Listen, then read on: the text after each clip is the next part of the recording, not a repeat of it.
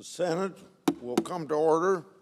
Chaplain Dr. Barry Black will lead the Senate in prayer.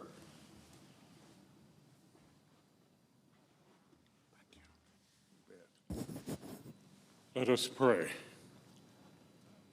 God of new beginnings, the author and sustainer of our faith, thank you for this fresh start as we strive again to do the work of freedom. Bless our lawmakers to seek to do your will, empowering them with greater knowledge and discernment so that they may approve the things that are excellent. Lord, give them a productivity that comes from the power of your Spirit, using them to do your work on earth. Show them your greatness and your mighty hand during this season of wars, violence, and polarization. You are our rock, our fortress, and our deliverer. We will trust in your strength and preserve this land we live in so that we will be instruments of your peace. We pray in your invincible name. Amen. Will you please join me in the Pledge of Allegiance? I pledge allegiance to the flag of the United States of America and to the republic for which it stands, one nation under God, indivisible, with liberty and justice for all.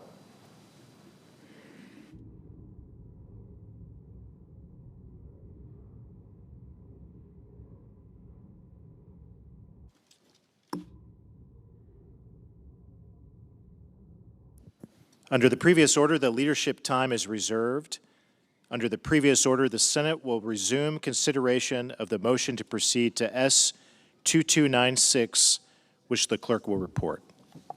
Motion to proceed to calendar number 115 S-2296, a bill to authorize appropriations for fiscal year 2026 for military activities of the Department of Defense and so forth and for other purposes.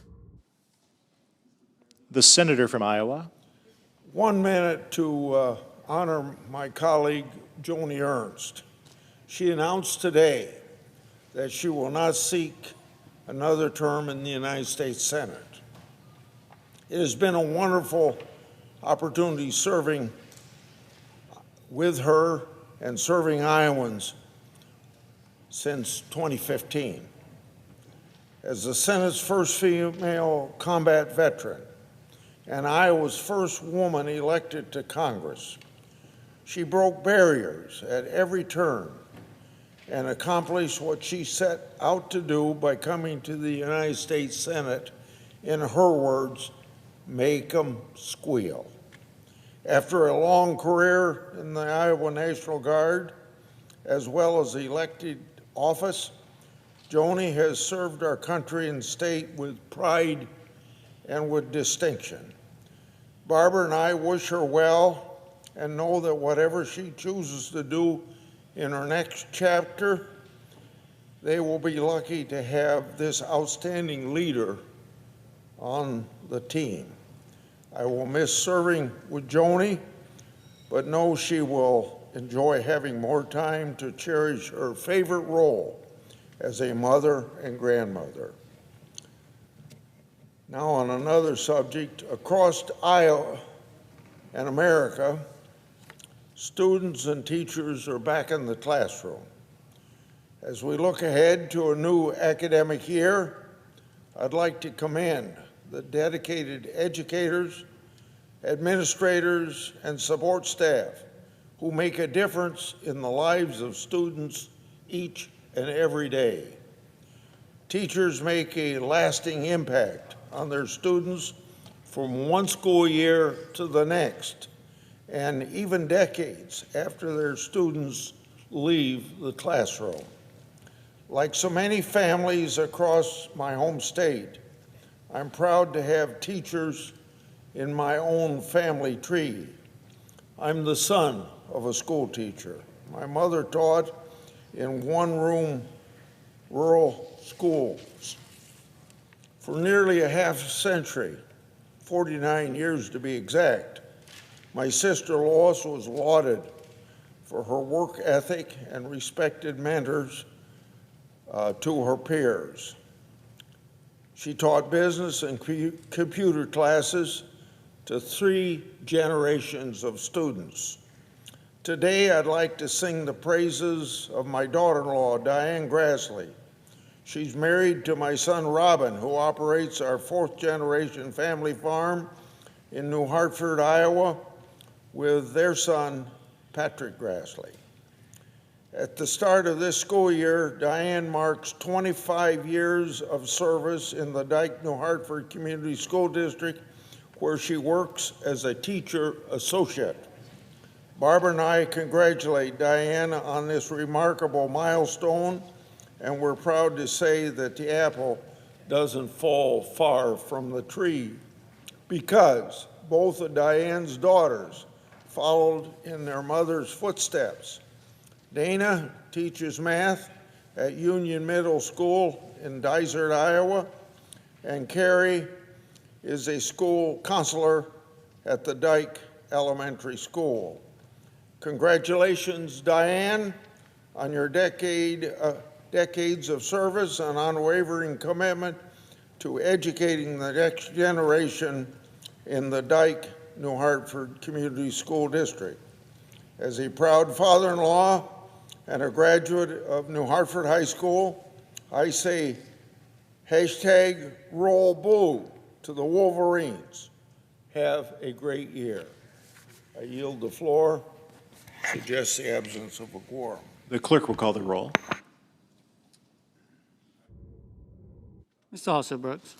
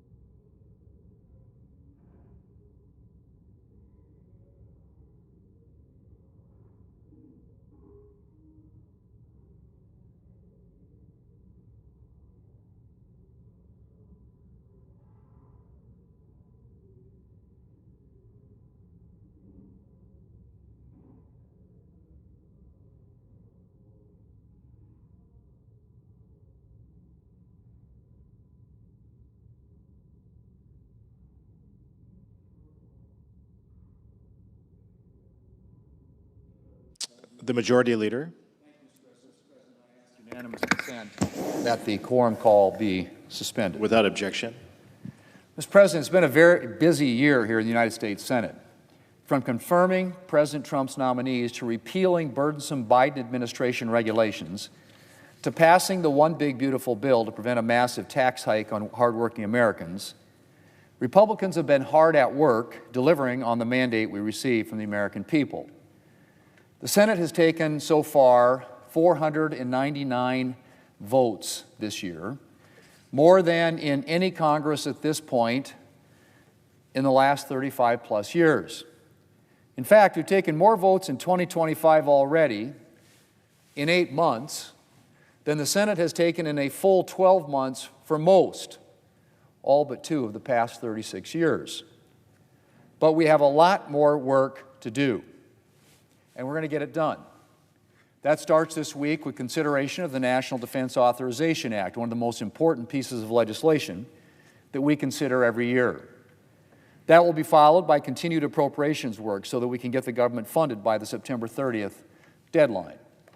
We've already done some good work on appropriations. In fact, for the first time in years, we went into August having passed 3 of the 12 appropriations bills. The last time that happened, a single appropriations bill passed before the August break was 2017. But needless to say, there's a lot more to do. And I hope, Mr. President, that our Democrat colleagues will resist the calls from within for a shutdown and work with us to fund the government.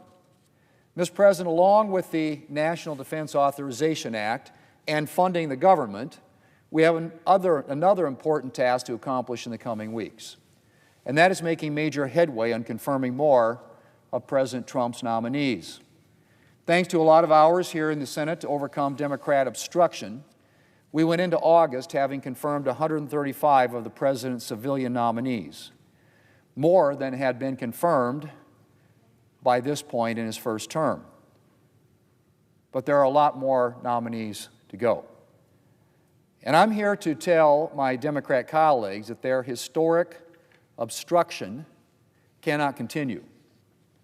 Mr. President, when voters elect a president, that comes with certain expectations, one of which is that a president will be able to fill up his or her administration with his or her nominees.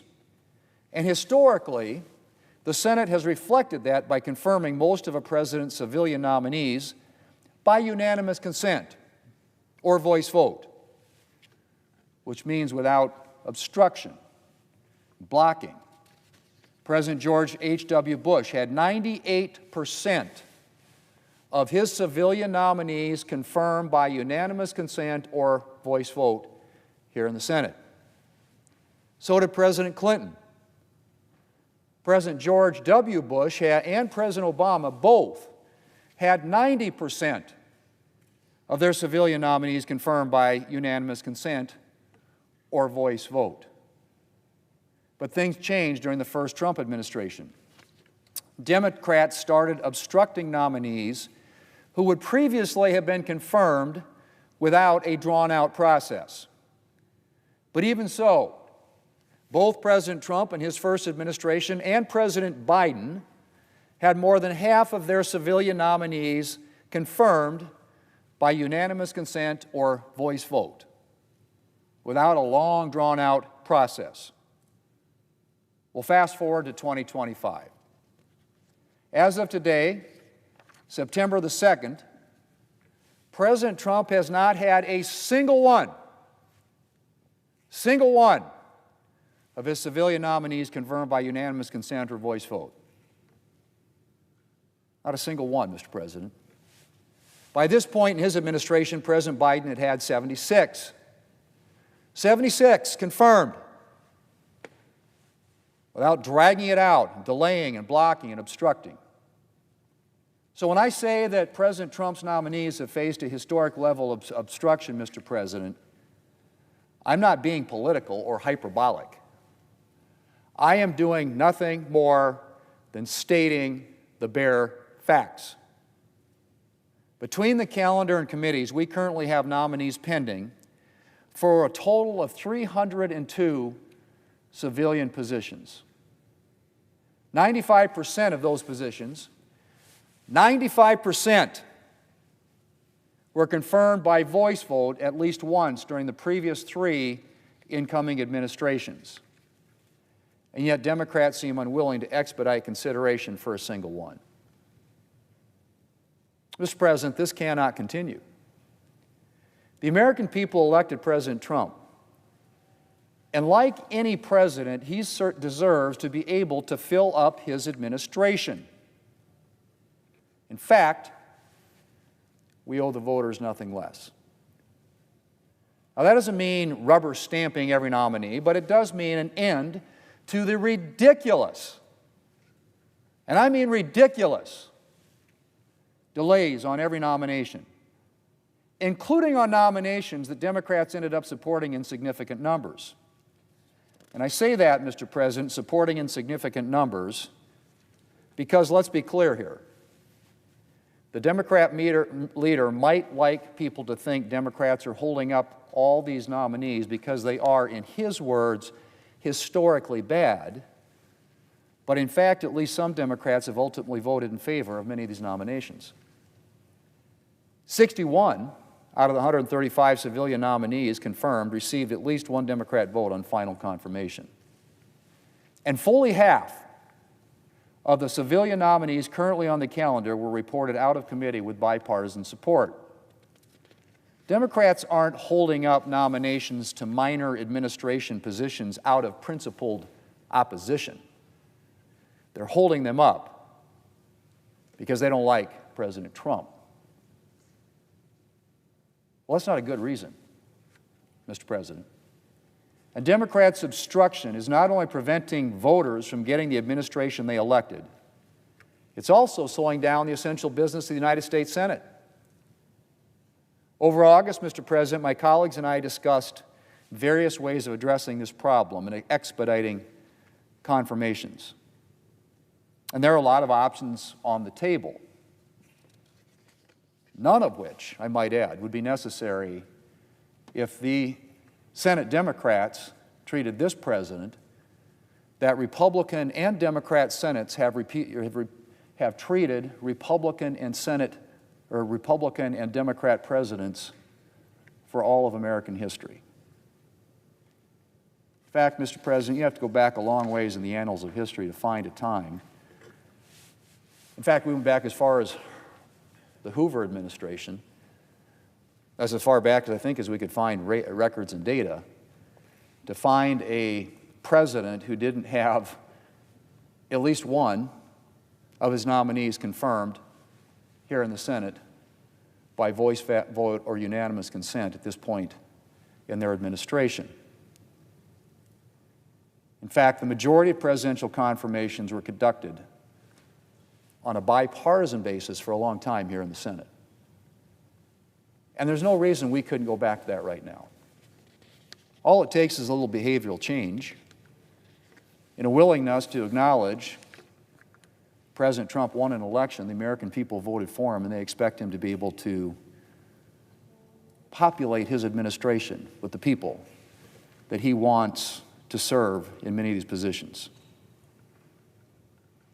But if Democrats continue to obstruct, if they continue to drag out confirmation of every single one of the nominations of a duly elected president, if they continue to slow the Senate's business to such a drastic degree, then we're going to have to take steps to get this process back on a reasonable footing. This is not sustainable, Mr. President. You can't run a government this way.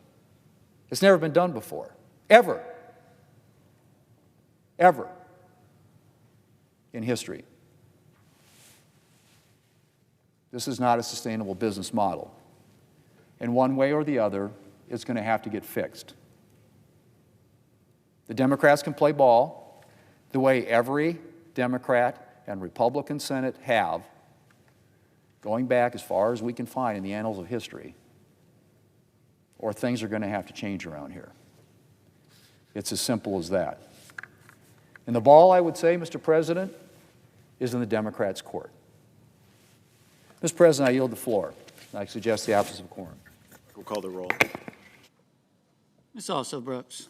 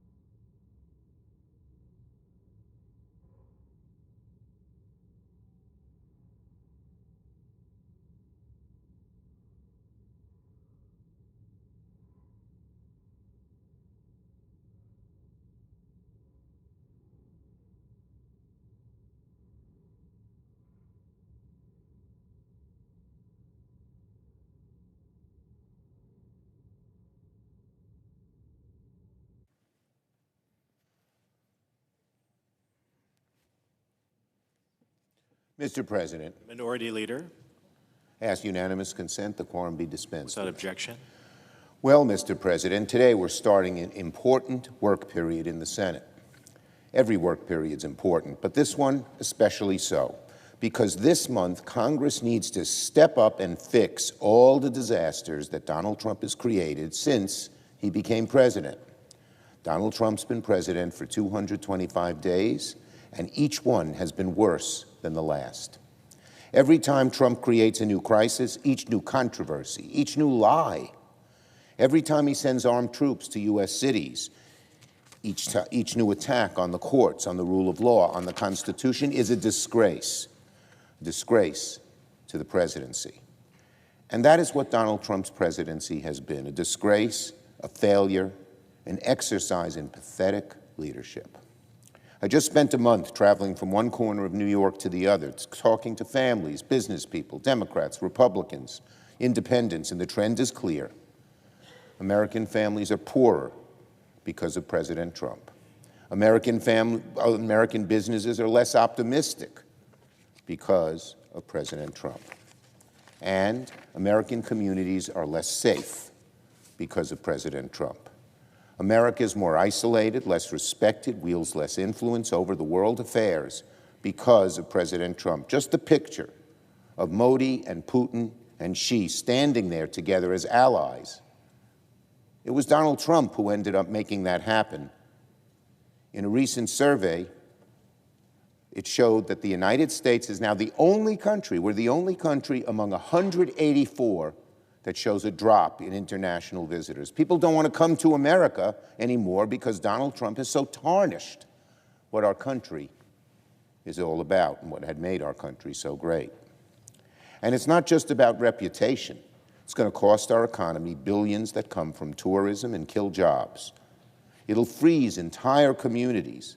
I was just in Niagara Falls, in the Finger Lakes. 25% of our tourists this summer are usually, in each summer, are usually Canadian, but not this year. Canadians don't want to come here. And they're angry. The people, not just the government, but the people are angry about what Trump is saying about their country and saying about them. And when folks as friendly as the Canadian people so suddenly don't want to have anything to do with America, that's when you know that Donald Trump is like a disease to America's greatness. It is incumbent upon Republicans in Congress to join us to fix these disasters through the appropriations process, through common sense legislation.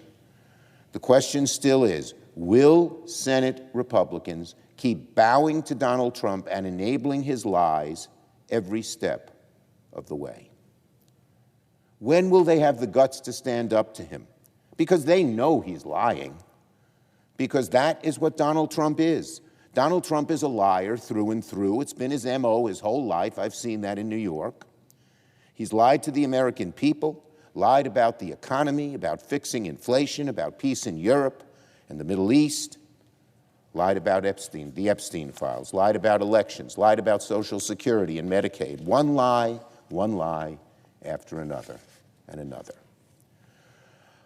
Let's start with the economy and Donald Trump's tariffs. Donald Trump said his tariffs would bring liberation to America.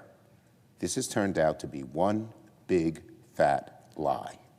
Companies are losing revenues, shedding jobs, raising costs. Just look at companies, great American companies like John Deere and Caterpillar. They're strong, they're solid, they've always been a rock of America. But last month, they reported losses in the hundreds of millions and layoffs in the hundreds. Why? Donald Trump did it. Nothing to do with farm conditions. The tariffs did it. Or look at retailers like Target and Walmart, not to mention every grocery store chain in America. They're all raising prices. Hormel, they're raising the price of pork and beef. J.M. Smucker, which runs Folgers and Dunkin' Donuts and other coffee brands, said prices for its products will keep going up. Why? Trump's tariffs, plain and simple, no ands, ifs, or buts. But of course, Donald Trump will lie to the American people about his failures. As we've said, that's been his MO all along. Here's what he said on Monday. He said on Monday, he tweeted that prices are way down in the U.S. with virtually no inflation. Every single person in America knows that's a lie. Anyone who buys anything knows it's a lie. Every one of the 77 million Americans who voted for Trump, they know he's lying. They know it when they go to the supermarket or try to buy something. They see higher prices at the grocery store when paying their electric bills, higher prices when buying school supplies, and yet the MAGA bots and Fox News propagandists, which always seem to want to cover up for Donald Trump, will pretend he's right, just so they can keep on sucking up to him. It's pathological, it's delusional, it's more lies. And nowhere is the Trump psychosis more evident than in gas prices. President Trump, listen to this, President Trump claims that gas prices are under $2 when every single American driver knows that's a lie. Maybe for the MAGA extremists, this is the point, unfortunately. Maybe this is their idea of success. Maybe MAGA radicals are perfectly fine having Americans pay more for produce, for meat, for gas, so long as masked agents can arrest Uber drivers right off our streets, so long as billionaires get their tax cuts, so long as Medicaid recipients lose their coverage and Social Security gets privatized. Maybe that's MAGA's idea of a golden age, but for the rest of America, this is chaos. And if Donald Trump is not running America's economy when Donald Trump is not running America's economy to the ground, he's been busy incinerating America's reputation on the world stage. He's rolling out the red carpet for Vladimir Putin. He brags about stopping wars that still rage on. He has failed to stop the humanitarian crisis in Gaza, failed to end the war, and failed to bring the hostages held by Hamas home. He creates problems so he can pretend to solve them. That's what he does. He creates a problem, creates a real mess, and then he says, oh, I've solved it, when nothing like that has ever happened in so many areas. The only foreign policy accomplishment Donald Trump has under his belt is bringing India, China, and Russia closer together, thanks to his unbelievable stupid tariffs and his lack of understanding of how diplomacy works and how to get along with people in countries. Listen to this. He's even obsessed, for some strange reason, with winning the Nobel Prize. And he's even phoned foreign leaders asking them to recommend him for the award. Have we ever had a president so pathetic? So pathetic? Frankly, does this sound like someone who's firing on all cylinders?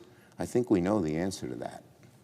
Everyone listening today knows the answer to that deep down in their hearts, including my colleagues on the other side of the aisle, even if they won't dare say it aloud. They're afraid of him. They know he threatens them and brandishes everything over them.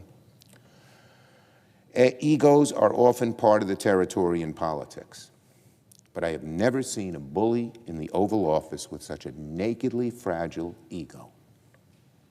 Earlier today, I got to see that ego in all its ugly glory while I was driving to the Capitol. Driving past the Department of Labor, I got to see, as many others have, the massive banners that have Donald Trump's face airbrushed on them. A number of these banners are going up all across Washington. For generations, Americans have looked at these kinds of images and laughed at them, snickered at them, because they're such obvious signs of deep insecurity. Lenin, Stalin, Mao, Putin, Kim Jong-un, and other bullies throughout history have depended on these images because they were desperate to seem powerful and important and untouchable. Yet, here we are, America, 2025, and we have an insecure bully in the Oval Office who orders his sycophantic cabinet secretaries to grovel to him at cabinet meetings. Have you ever watched one of these meetings? It's embarrassing. Who can suck up more to Donald Trump as he beams, even though what they're saying has very little truth? And how about adorning the face of buildings in our city with his picture? It's laughable that Donald Trump says he wants to make Washington more beautiful, and yet at the same time plasters his face all over our buildings, these beautiful buildings that have been built for so long and stood for so much to so many. And you know what else is even more pathetic about this president? Pulling a power grab in red states and trying to redraw maps. And why is he doing it? Because he knows the American people reject his agenda. He knows that the American people are ready to punish his party at the ballot box because his proposals are so harmful to people. No president who thinks he can win by virtue of his ideas alone would feel like he must rig the rules and pick his own voters instead of the other way around, the voters picking him. Yet that's what Donald Trump's doing right now, pushing Republicans in Texas and in other red states across the country to gerrymander their way into power, to rig the game because they can't win the game fair and square. I ask again, have we ever had a president so pathetic, so pathological as Donald Trump? Finally, Mr. President, no discussion of Donald Trump's incompetence and lies would be complete without talking about health care. Now, what is Donald Trump's signature domestic accomplishment? Tell me, what is it? He would say it's undoubtedly the so-called big, beautiful bill, but Americans are learning every day, more and more Americans learn that it's nothing more than a big betrayal. Big betrayal. The biggest cuts to health care and food assistance and good-paying jobs in American history. Donald Trump's signature feat in office is throwing people off Medicaid. Can you imagine? To make life better for those at the very, very top. He's destroying the ACA marketplaces, sending costs skyrocketing for millions of Americans. They're going to learn about this as early as next month. And who are we kidding? We know that Medicare is next. We all know his Treasury Secretary gloated that they found a way to hurt Medicare in the so-called big, beautiful bill.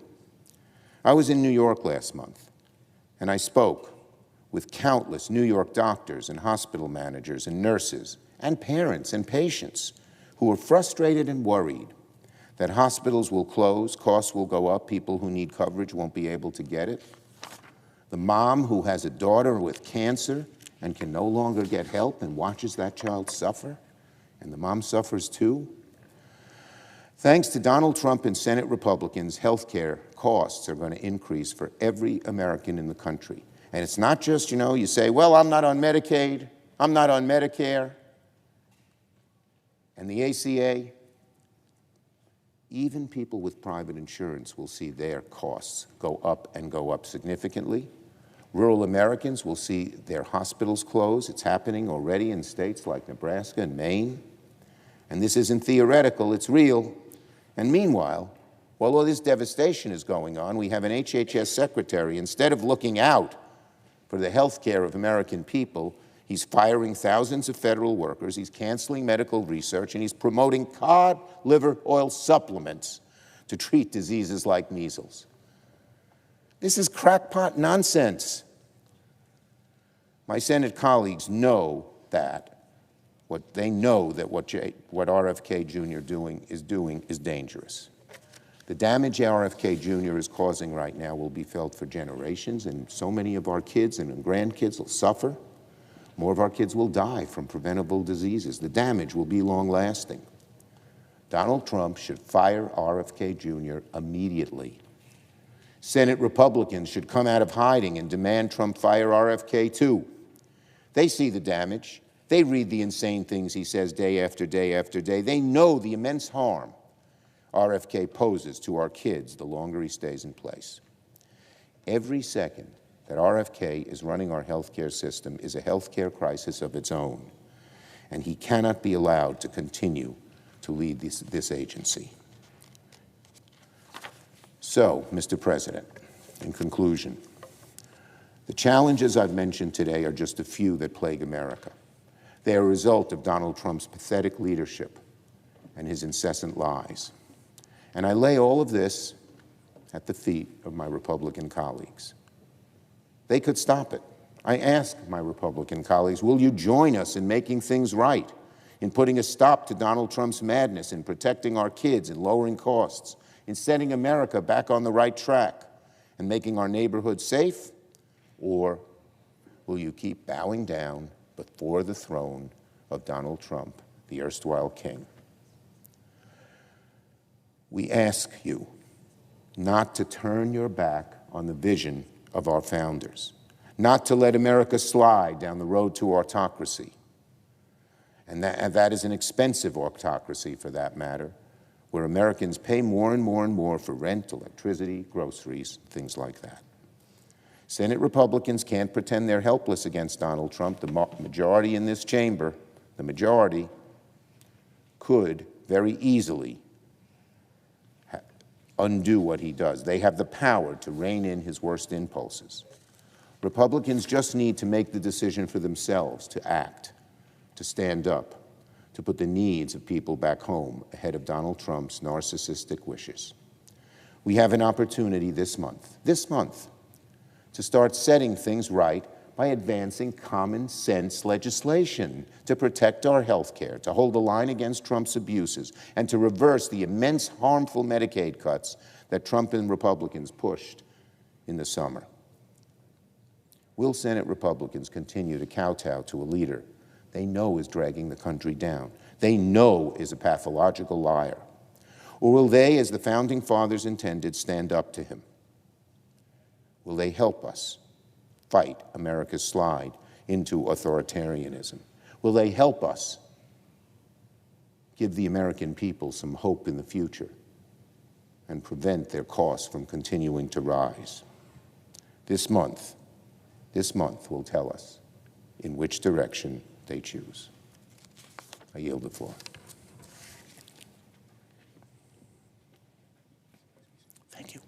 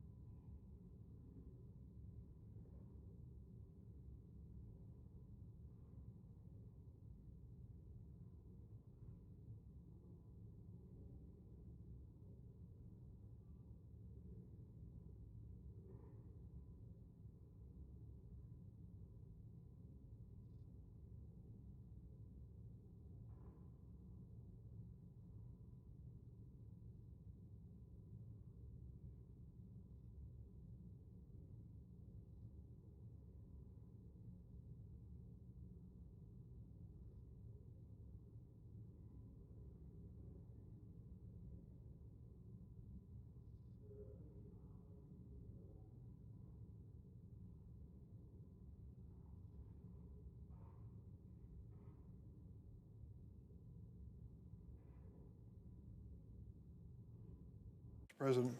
The Democratic whip. Mr. President, I listened carefully to my friend John Thune, the Republican leader. We have known one another and served together for many years. We have worked on issues together, and I think we will continue to. Though we disagree on many political things, I respect him, and I hope he respects me. He made a plea to the Senate that we have more voice votes, more unanimous consent requests for nominations. He went through the history of this chamber, and certainly it bears repeating, and it's certainly true that in the past there were many more voice votes than there are today. What's the difference between a record vote and a voice vote? Time. Time is so precious here. We only meet for a few days each week and a few hours each day. You need more time if there are more roll call votes. It takes anywhere from 20 minutes to 2 hours to complete a vote. A voice vote, of course, is instantaneous. And so the leader, Republican leader, Mr. Thune, is asking for more and more voice votes, and he recounts the history of this chamber to make his case. There's one chapter that he failed to admit and failed to concede, and that was what happened in the last year of the Biden administration. I'm a member, was then chairman of the Senate Judiciary Committee, and I'm a member of that committee to this day. One of the most important responsibilities of a president is to fill the 90-plus U.S. attorney spots all across the United States that represent the Department of Justice. These are men and women who are on the firing line in the enforcement of law, and it's critical that these appointments be confirmed as quickly as possible. Under the administration of President Donald Trump, in his first term, all 90-plus U.S. attorneys were approved by voice vote, all of them. There was one that became controversial and was later reconsidered and removed. But all of the 90-plus U.S. attorneys, Trump's first term, voice vote. What happened when Joe Biden defeated Donald Trump, and he did defeat him, and became president of the United States and tried to do the same thing, to fill up the spots of U.S. attorneys? We were doing quite well, following the precedent that had been around for years under leaders of both parties, and following the precedent of President Trump's first term. We were doing quite well until one senator objected, and in the Senate that can stop the train. That senator was J.D. Vance of Ohio. He came to the floor and made it clear that he would no longer allow us to have a unanimous consent to move to a voice vote on U.S. attorneys. The vacancies in the positions for U.S. attorney had to be filled by record vote, just what Senator Thune is objecting to these days. He insisted, J.D. Vance of Ohio, U.S. Senator, insisted that no voice votes for U.S. attorneys from that point forward would take place. I went to the floor on 6 or 7 different occasions begging him to reconsider that position, saying to him, the day may come when your party, the Republican Party, has a president who wants to fill U.S. attorney slots by voice vote, and we'll have the J.D. Vance precedent that says you can't do it. He didn't care. He wouldn't budge. He stuck to that position. As a consequence, almost 30 U.S. attorneys under President Joe Biden were not approved. So I'd say to Leader Thune, be honest about your analysis of the situation. If we are going to do something by way of reform, I'd like to be at the table, particularly when it applies to U.S. attorneys and judges. But we should do this in a fashion that's fair to both political parties. And I might also say that though the U.S. attorneys are virtually subject to a blue slip, it means that some of them will receive the approval of Democrats. We have that case right now. I can point to states, specific states, where Democratic attorneys have given a blue slip approval of U.S. attorney nominees. That, to me, is an important factor that should be brought into this conversation. And I might also say that from the Republican side, if they will sit down and be fair with us in terms of Democratic appointments, we need to be fair back to them.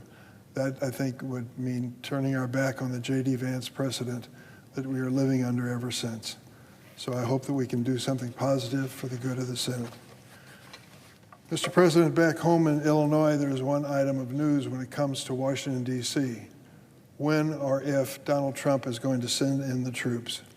In June, President Trump deployed the military against American citizens when he sent National Guard troops and 700 active duty Marines in Los Angeles in an attempt to crush protests against his administration's cruel immigration raids. Last month, the president took the unwarranted step of federalizing Washington, D.C. police force and sending thousands of National Guardsmen to patrol our nation's capital. For months now, President Trump has been looking for any excuse to send National Guard troops and active duty forces into American communities. And over the past few weeks, he has boasted that, a quote, "Chicago will be next." Let me be clear. This would be yet another dangerous, illegal, and unconstitutional abuse of power by President Donald Trump. The president claims his actions are meant to drive down crime and restore order, but all they have done is create a political spectacle, political theater. He ignores the reality that violent crime is down in the District of Columbia and in Chicago, and he ignores the fact that under our Constitution, the power to maintain law and order belongs to the states. That doesn't matter to Donald Trump. Only thing that matters to him are the optics, continuing to push the limits of our Constitution and the rule of law as he abuses his office.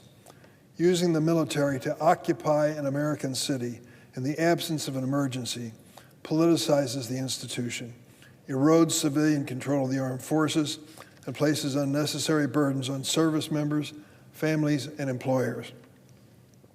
There are also troubling reports that federal law enforcement officers could operate out of the Naval Station Great Lakes, where the Navy trains thousands of new recruits a year. We are so proud of the Great Lakes Naval Training Station. Every single member of the United States Navy on the enlisted side goes through basic training in our state in the Great Lakes Naval Training Station. My brother, who was a volunteer serving in the Navy in the Korean War, went through that training in his day.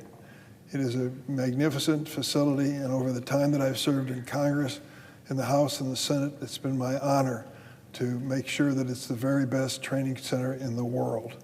Supporting law enforcement is not the core mission of the United States Navy or the National Guard, and it distracts our troops from preparing to respond to real threats from our adversaries around the world. We were just notified recently that there have been secret plans underway for a long period of time. The Pentagon has been developing plans for military deployment for weeks. The plans reportedly include several options, including mobilizing thousands of National Guard troops this month to restore law and order, so to speak, in areas where they're cracking down on crime, homelessness, and undocumented immigration. But in most instances, legal and constitutional instances, the use of federalized troops or the use of federal troops requires the approval and consent of the governor of the state. That is not the case, certainly, in Illinois. It also takes a financial toll on our readiness. We're going to start considering the National Defense Authorization Act this evening here in the United States Senate. It's an important bill, one of the most important, and it has a history of always being passed every single year. I hope we can maintain that kind of commitment. But that bill is passed and popular and bipartisan because it does something that is critical. It authorizes the funding for the troops that defend our nation. We work long and hard on it. I'm not a member of that committee, but I know they spend hours in debate on each and every provision of the bill, then come to the floor and are subject many times to amendments on the floor. It takes a week or sometimes two or more to get it done, but it's that important. Why do we spend so much time? To make sure that our military has the money that they need to keep America safe, our first responsibility. And now we have this prospect that even if we pass this bill, that some other agencies of this government, for some other political reason, in this case, massive deportation, are going to be using the Department of Defense funds. I offered an amendment in the Appropriations Committee where I serve that said if any other agency of government takes money away from the Department of Defense for another purpose, it has to be reimbursed. If we are going to stand by our men and women in uniform and make sure that they're adequately financed, we cannot allow these raids that are being considered by the Trump administration. For example, The cost of Donald Trump's deployment of troops to Los Angeles was estimated at $134 million. And some experts calculate the mission in District of Columbia cost the Department of Defense and taxpayers $1 million a day. $1 million a day. While the National Guard is meant to serve American communities in true emergencies like pandemics and natural disasters, what is it doing in D.C. at the President's request? Patrolling neighborhoods for political theater, picking up trash and spreading mulch. Give me a break. These men and women are being trained to defend our country. They're being used by this president for political purposes in the District of Columbia. In Chicago, crime rates may be unacceptably high, and I don't doubt that in some categories, but they have been on a steady decline for years, and we are already pursuing successful community-based strategies to deter crime. We're reaching out to the most vulnerable members of our communities, directly and personally, working with trusted and trained leaders who understand the impact that trauma can have on communities. We can work together, but it doesn't mean that Donald Trump shoves it down our throats. We want to cooperate with him. We have programs that he failed to fund in this budget cycle that we believe are critical for the maintenance of the diminishment of these criminal experiences. This is being accomplished through community-based violence intervention and prevention, which represents a historic federal investment in programs designed to help prevent and reduce violent crime. But these programs have been cut by the Trump administration. The initiative supports evidence-based violence intervention and prevention based on partnerships. It combats crime by collecting data, identifying trends, developing strategies, and sharing these practices. Ask professional law enforcement, and they will tell you in virtually every conversation on the subject, you can't arrest your way out of a crime wave. You've got to analyze the basic causes of crime and what to do about it. Of course, dangerous people should be arrested and should pay the price for their wrongdoing. But a strategy that reduces violent crime over any long period of time takes more than that. Replacing these efforts with troops not trained for urban policing risk alienating residents, destabilizing neighborhoods, and harming the National Guard's reputation. And I tell you, over the years, I've come to be a big fan of the National Guard. They're there when we need them. We shouldn't overuse them. We shouldn't abuse them. We shouldn't put them in jobs they're not trained for. That's exactly what the Trump administration is doing in the District of Columbia and threatening to do in Illinois. And incidentally, there's one common fact that belies any objectivity in this effort. You would think if the president were setting out to eliminate crime across America, he could find many examples in red states and blue states, states that supported him and states that didn't. All he's found are the areas that were voting for Joseph Biden in the election in 2020. And those states are the state of California, the state of Illinois, District of Columbia. Now he's threatening to move into Maryland. So if he's going after crime, why is he ignoring the states of Louisiana, Mississippi, Arkansas, Tennessee, or Texas? Why? Because they voted for him for president. He doesn't see crime in those states, and there's just as much, if not more, as there is in the state of Illinois. And yet he focuses attention only on blue states. All of these states that I mentioned have violent crime rates, high violent crime rates. But President Trump doesn't target them because they're led by Republican officials. That's it. It's a political decision. Trump's power grab sets a precedent that any president could invoke to deploy troops anywhere without an actual emergency. He was called to task by a judge in California on that just this week, and I'm sure that would be contested. He's reinforcing a pattern of targeting large cities with significant Black and Latino populations, undermining trust between law enforcement and the community. The founders of this nation understood that an unchecked power to turn the military on American people themselves poses a grave threat to democracy and individual liberty. Trump's decision to deploy the military in American cities is more fitting for an authoritarian regime than the democracy that our nation's founding fathers fought for. These tactics are all smoke and mirror to distract from the real issues facing us. Trump is hoping the American people will forget about his so-called big, beautiful budget that rips away health care and food aid from millions across America. all to give tax breaks to the wealthiest, or forget how his reckless tariff policies are increasing the cost on everyday goods and essentials that working people rely on, or forget about the Epstein cover-up being orchestrated by this White House. Well, America won't forget, and will continue to hold Donald Trump's feet to the fire where it counts. As a ranking member of Senate Judiciary and the senator from the state of Illinois, I will not sit idly by while this president tramples over the Constitution. I will use every tool at my disposal to protect our constitutional system of checks and balances and individual liberties that define us as Americans, from Los Angeles to Chicago to the District of Columbia and everywhere in between. We will continue to put pressure on this administration to explain to the American people why we would waste millions of dollars appropriated for the defense of this country on a political stunt by this president that applies only to blue states that went for Joe Biden in the 2020 election. The bottom line is the American people want to be safe in their homes and their neighborhoods and safe as a nation. This strategy by Donald Trump is not going to achieve that goal. Mr. President, I yield the floor.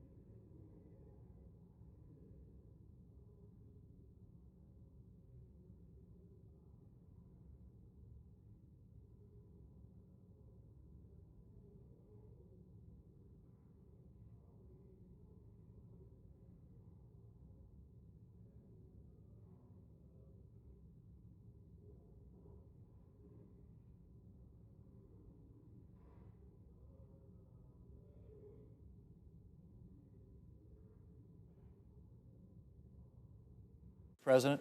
Majority Leader. Mr. President, I move to proceed to executive session and consider calendar numbers 262. The questions on the motion? All in favor say aye. Aye. All opposed, no. The ayes appear to have it. The ayes do have it. The motion is agreed to. The clerk will report the nomination. Nomination, the judiciary, Maria A. Lanahan of Missouri to be United States District Judge for the Eastern District. President, I send a cloture motion to the desk. Clerk will report. Cloture motion, we, the undersigned senators, in accordance with the provisions of Rule 22 of the Standing Rules of the Senate, do hereby move to bring to a closed debate on the nomination of Maria A. Lanahan of Missouri to be United States District Judge for the Eastern District of Missouri, signed by 17 senators as follows. As consent, the reading of the names be waived, Without objection. and I move to proceed to legislative session. Questions on the motion? All in favor say aye. Aye. All opposed say no. Ayes appear to have it. The ayes do have it. The motion's agreed to. Mr. President, I move to proceed to executive session and consider calendar number 291. The questions on the motion? All in favor say aye. Aye. All opposed nay. The ayes appear to have it. The ayes do have it. The motion's agreed to. The clerk will report the nomination.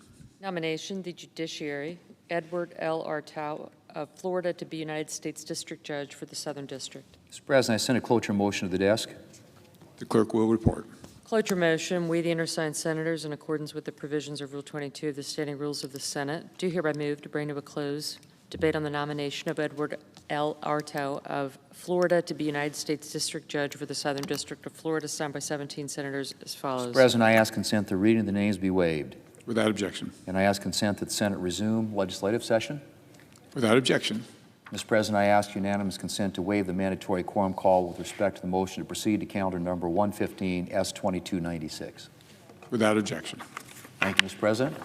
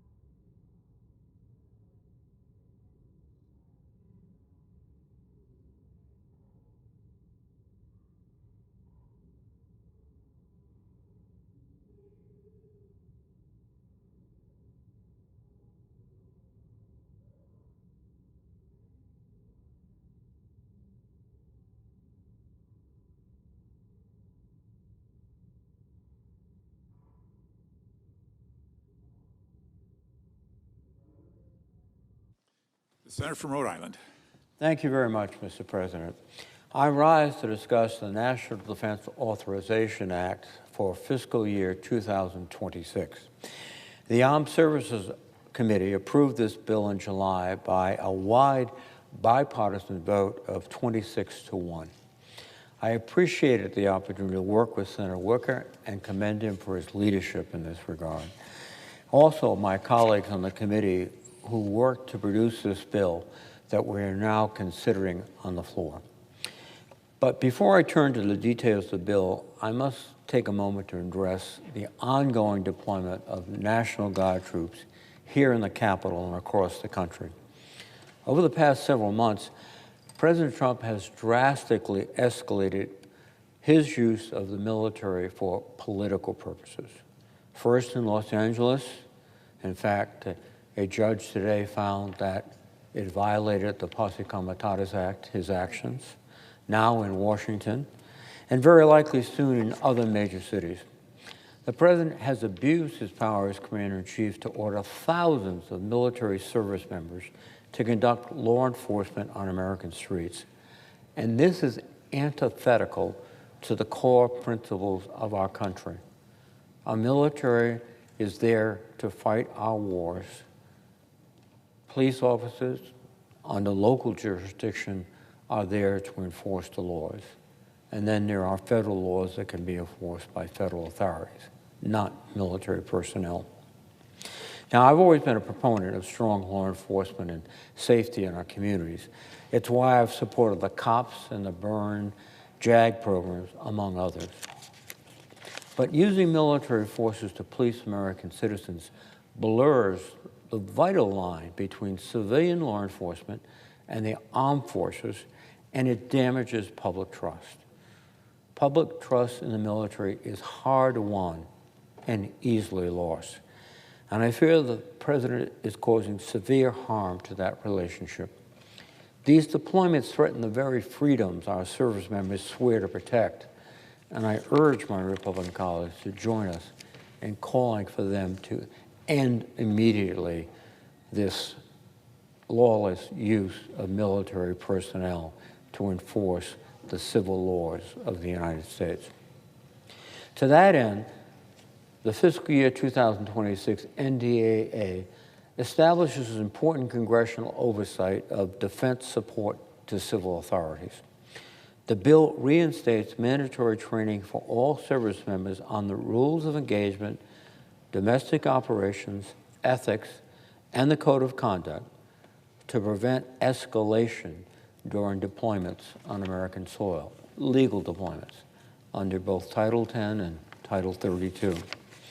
It requires personnel deployed alongside law enforcement to wear clear service identification on their uniforms and ensures military lawyers remain fully qualified and in good standing.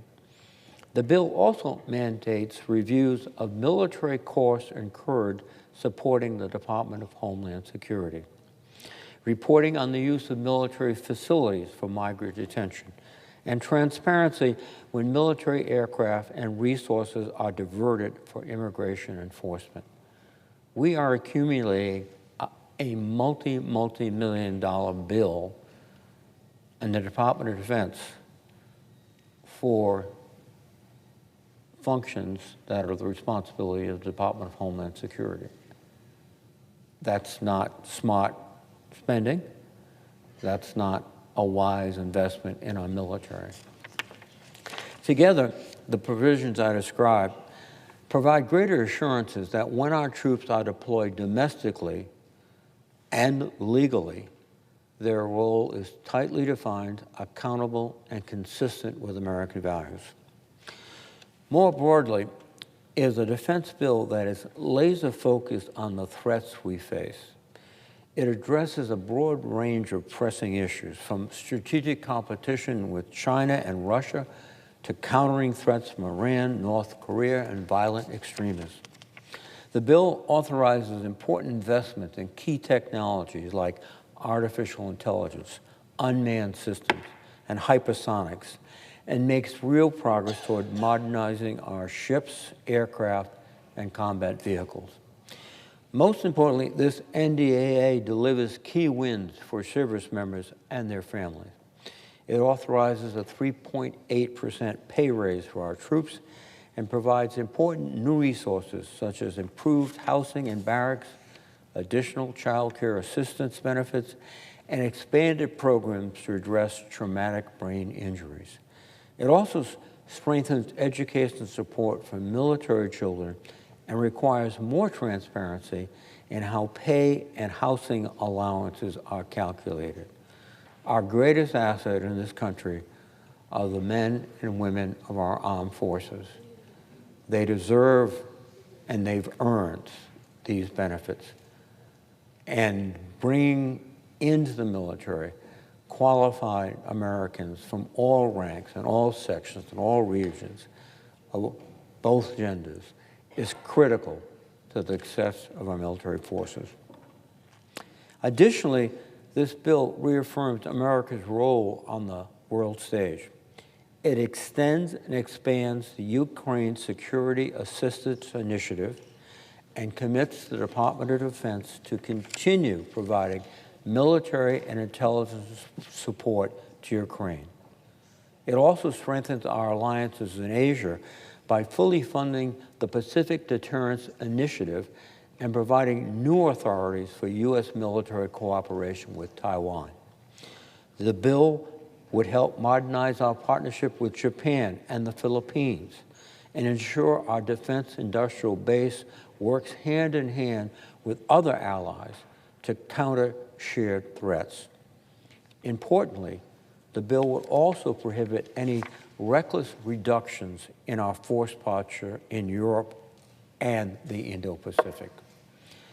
Building upon progress directed by Congress the past several years, this year's bill further improves defense acquisition processes by enabling the department to rapidly invest in and field cutting-edge commercial technologies.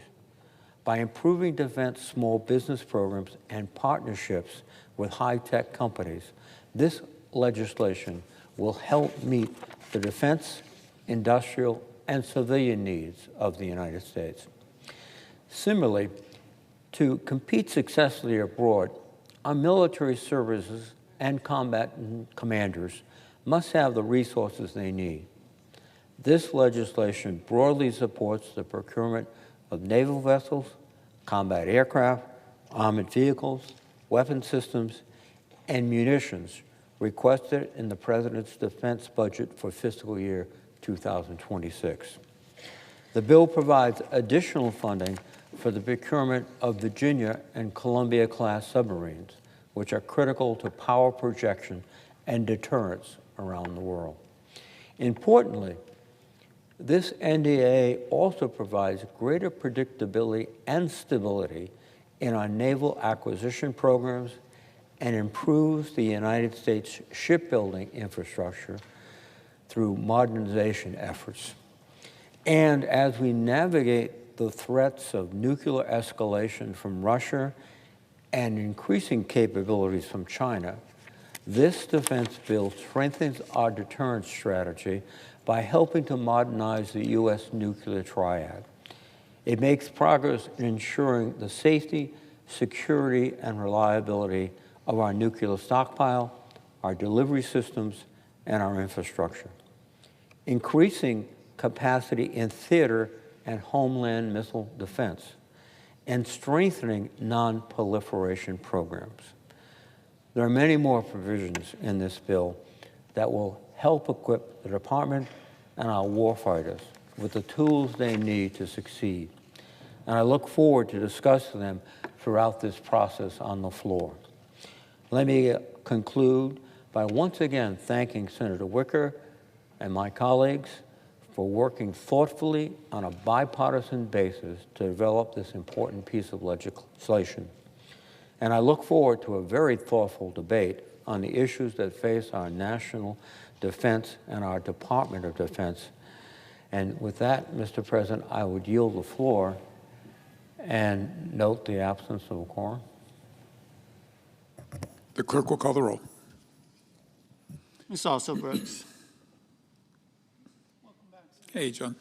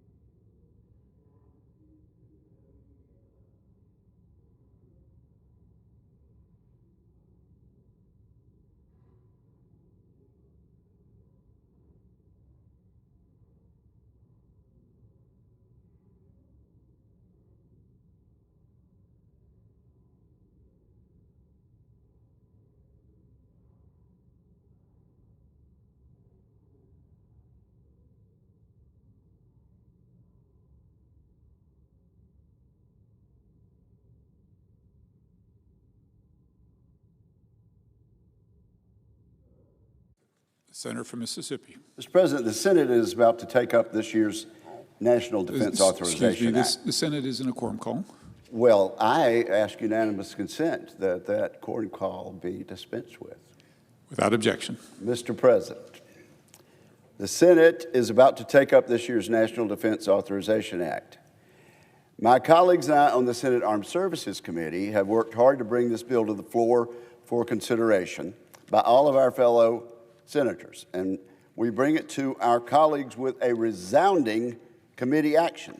In our committee markup, we voted in a landslide, 26 yeses and only 1 nay to advance the bill, a nearly unanimous endorsement of this legislation. My colleagues and I have spent the past 7 months listening to the nation's top military officials. These officials from commands stationed all over the world have detailed the dangerous threat environment facing the United States. This NDAA is a direct response to their testimony. In our overwhelmingly positive committee vote, we sent a clear message. We agree with the testimony of our military officials. Both Republicans and Democrats agree that we are not where we need to be on national defense.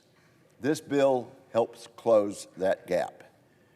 The committee's fiscal year 2026 NDAA is focused on 2 themes: rebuild and reform. Again, by a vote of 26-1, we adopted a bill with a $924.7 billion top line, an increase that recognizes the urgent need to rebuild our military. We also adopted numerous reforms to the Pentagon's antiquated business processes captured in my Forged Act the most significant acquisition reform proposal in decades. This NDAA will help rebuild the U.S. military so that our service members are better equipped for the threats of the 21st century.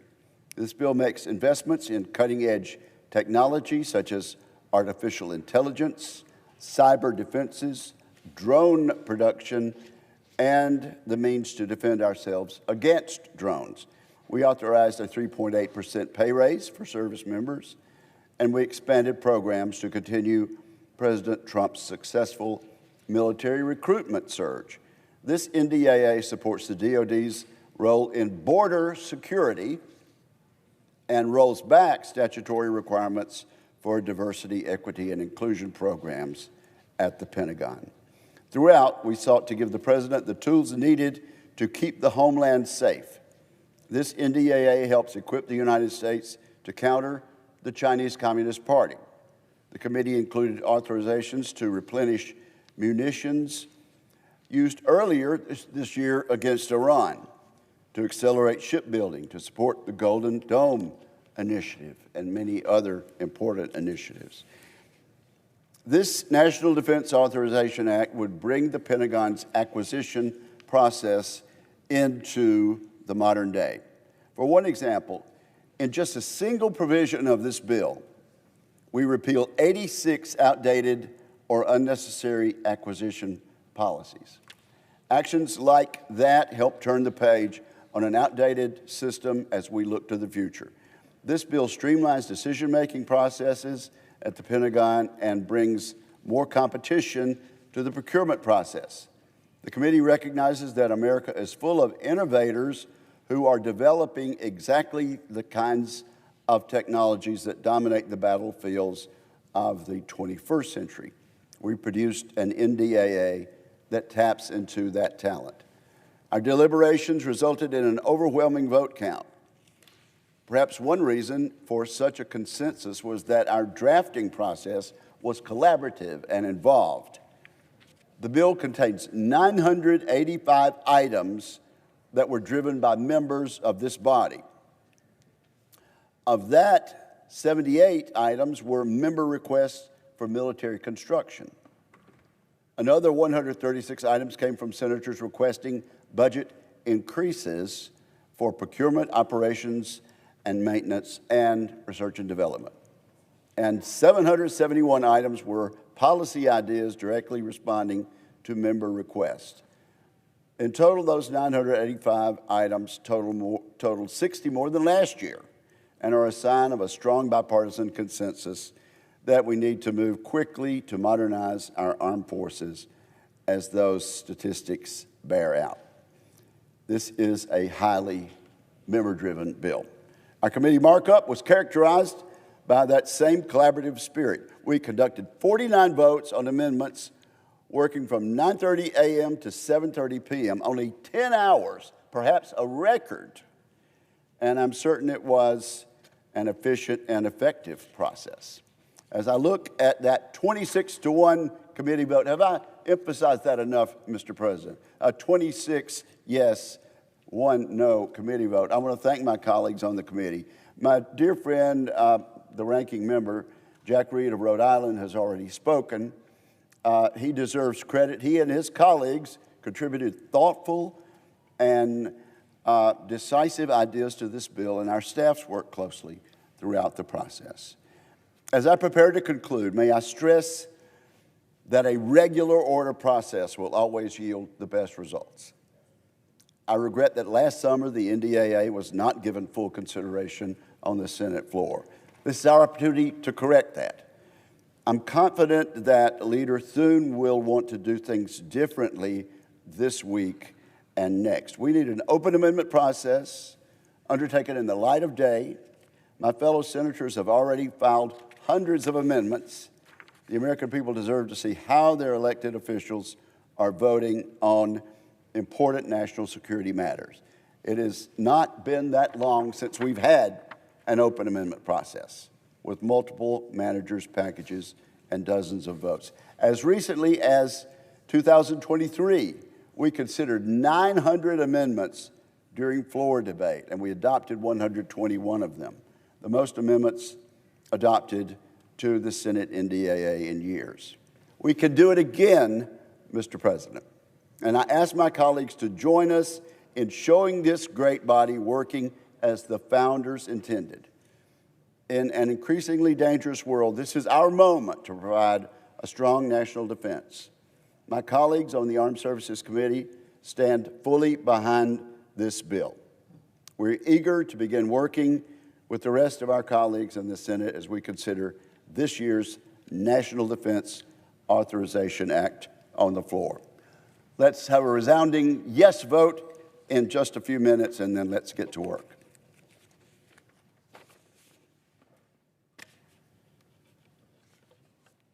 Do we need to go into a quorum call?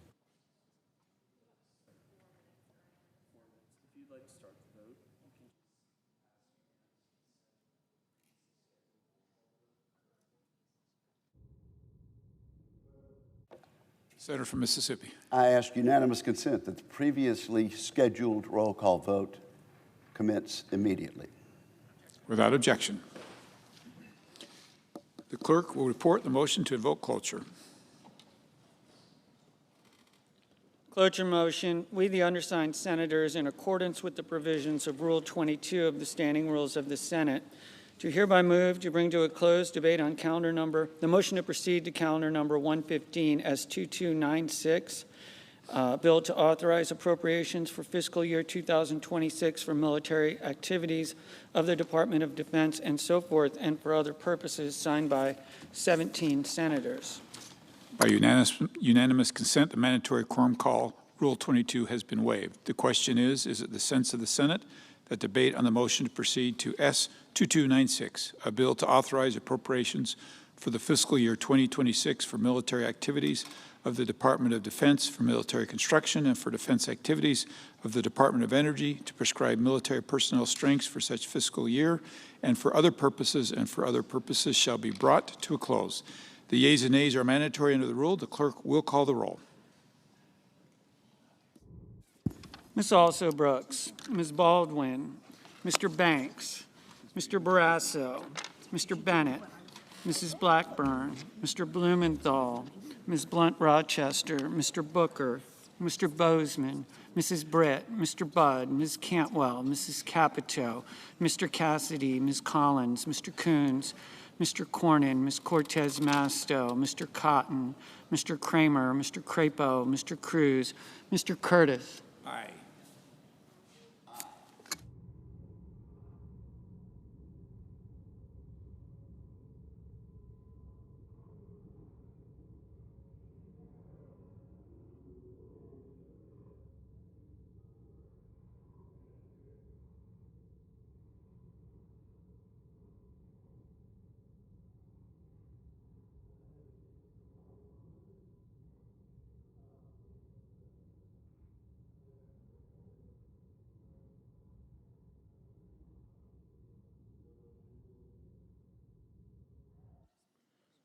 Mr. Daines, Ms. Duckworth,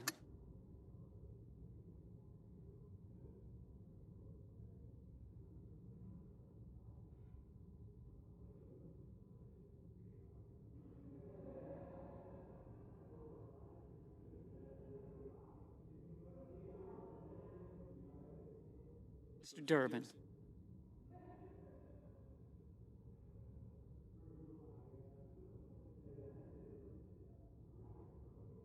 Ms. Ernst,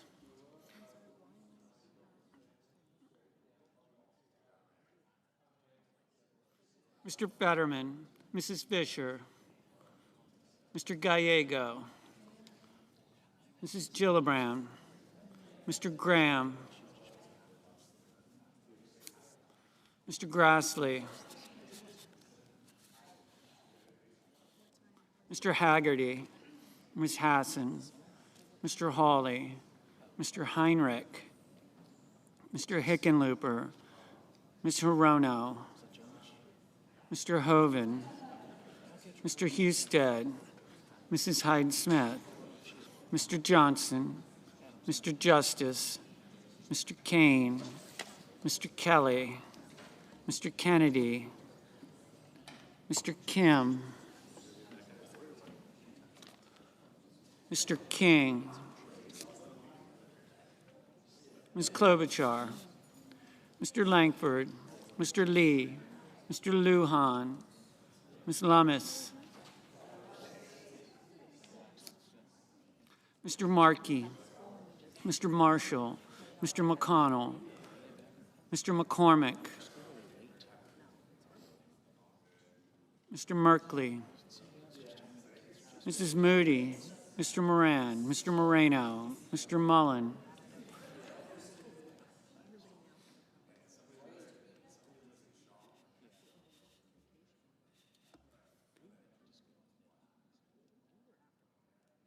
Ms. Murkowski, Mr. Murphy, Mrs. Murray,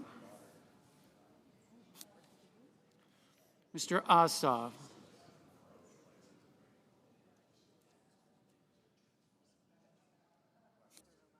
Mr. Padilla,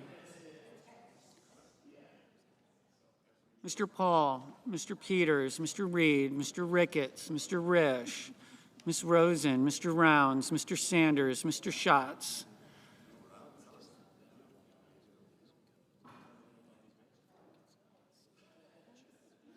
Mr. Schiff, Mr. Schmidt, Mr. Schumer, Mr. Scott of Florida, Mr. Scott of South Carolina, Mrs. Shaheen, Mr. Sheehy, Ms. Slotkin, Ms. Smith,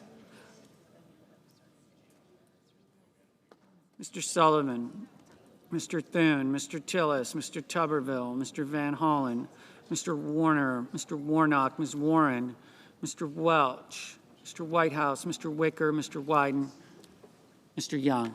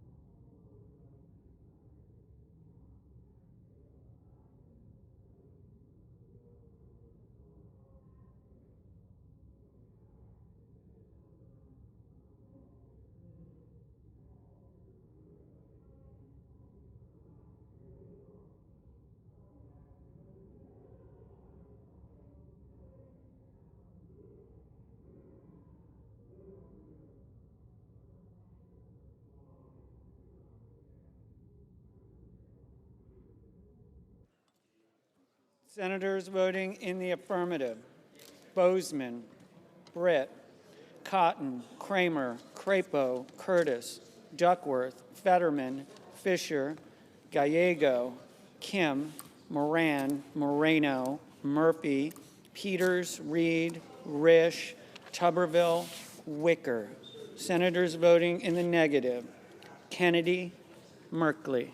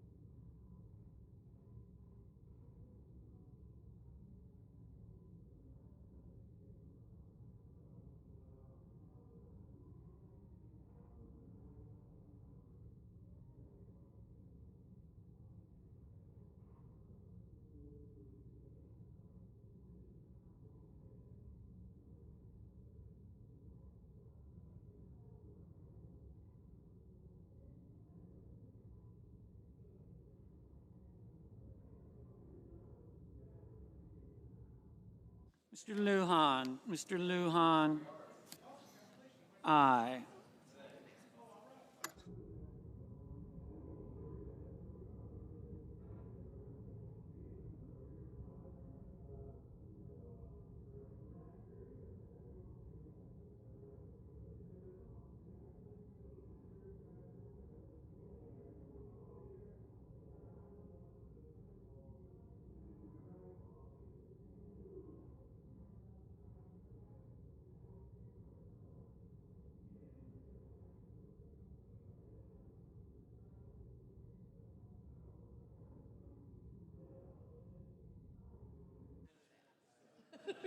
Mr. Schmidt, aye.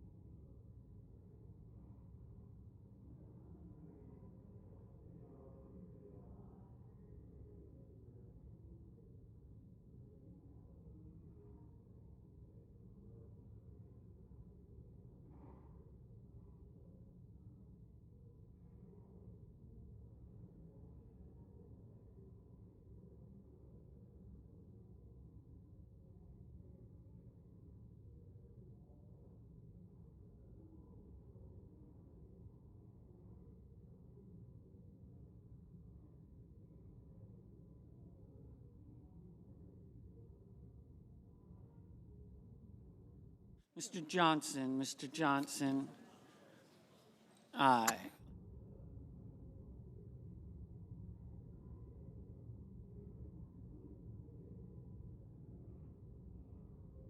Mr. Justice, aye.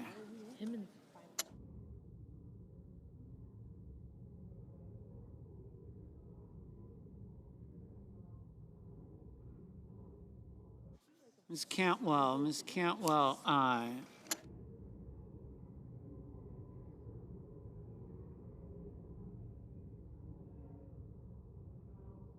Mr. Wyden, no.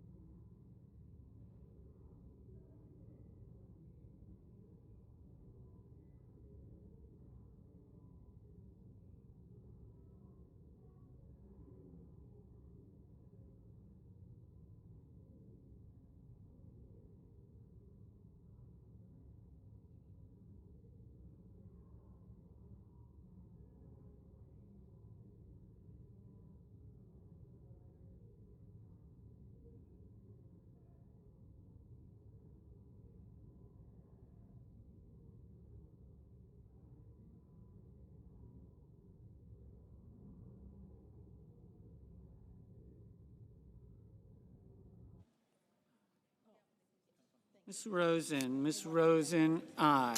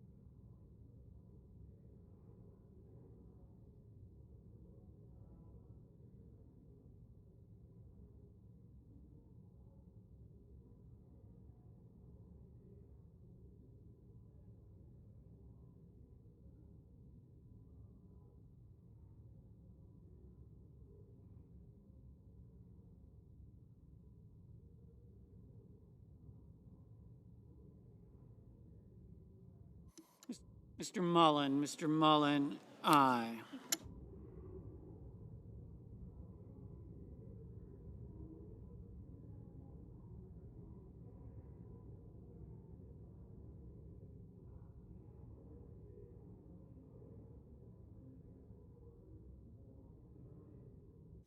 Ms. Ernst, aye.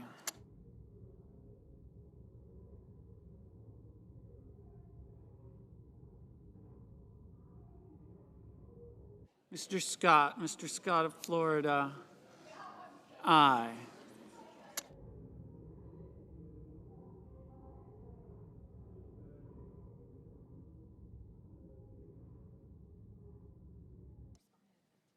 Mrs. Moody, aye.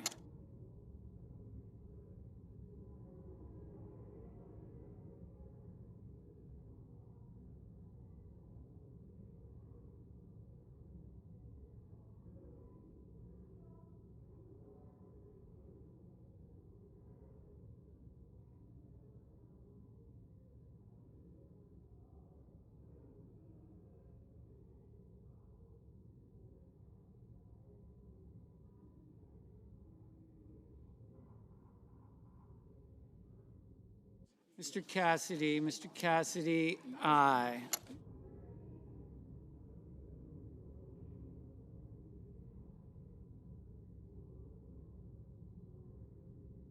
Mr.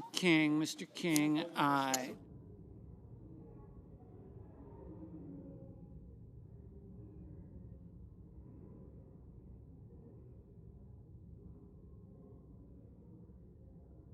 Mr. Ossoff, aye.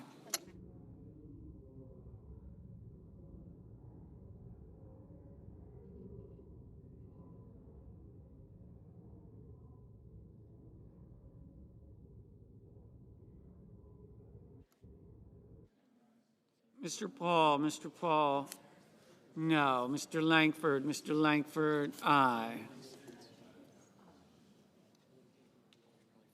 Ms. Collins, aye.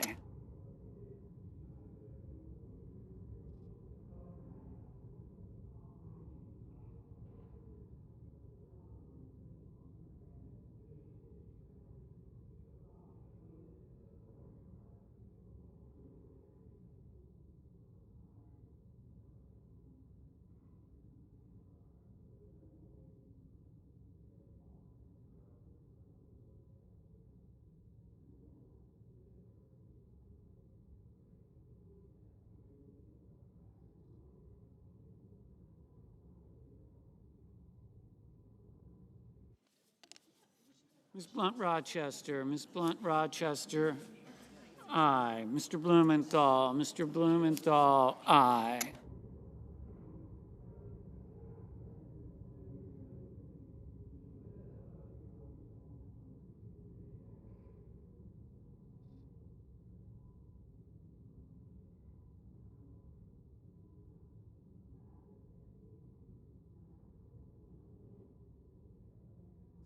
Ms. Hirono, Ms. Hirono, aye. Mr. Hawley, Mr. Hawley, aye.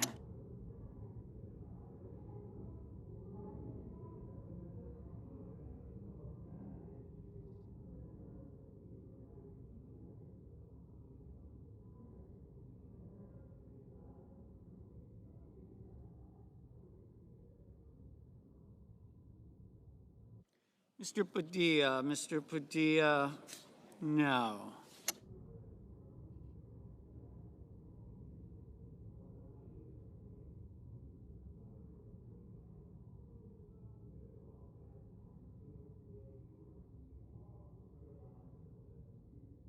Mr. Hoven, Mr. Hoven, aye.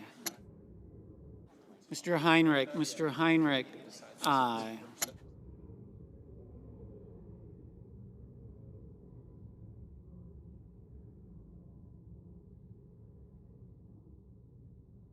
Mr. Grassley, aye.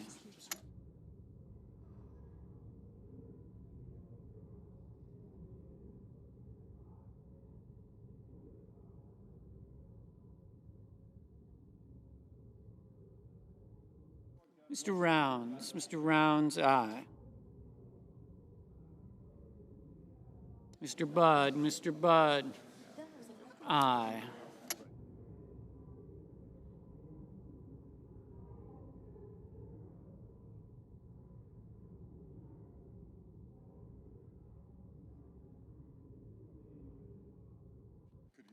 Mr. Kane, aye. Mr. Barrasso, aye.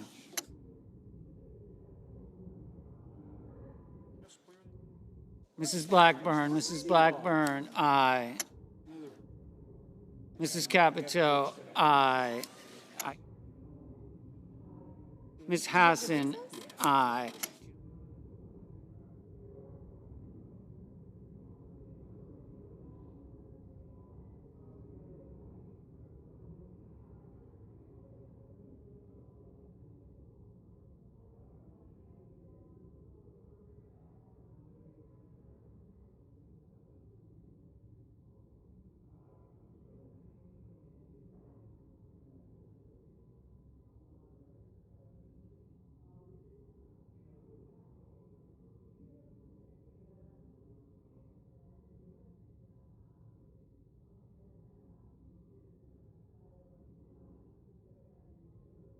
Mr. Cornyn, aye.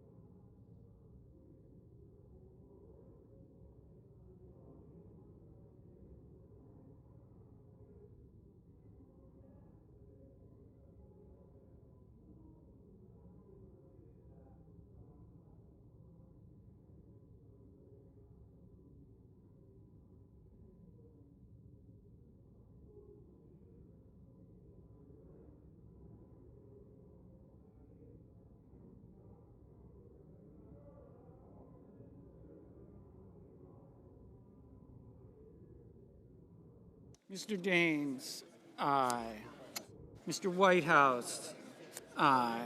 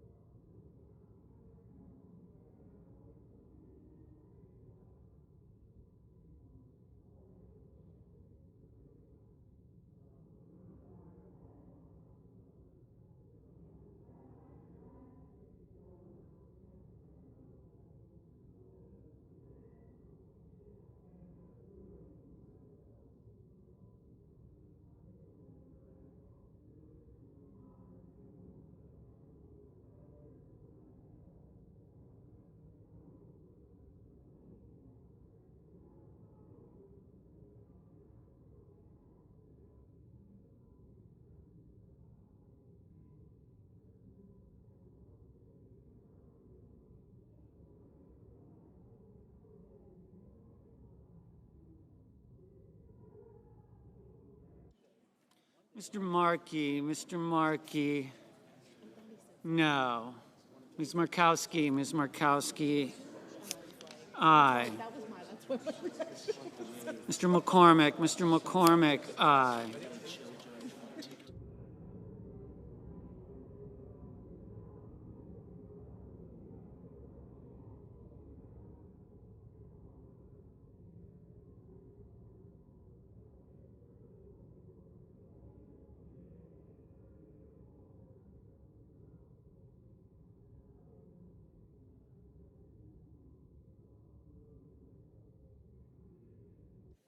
Mr. Bennett, aye. Mr. McConnell, aye. Mr. Sanders, no.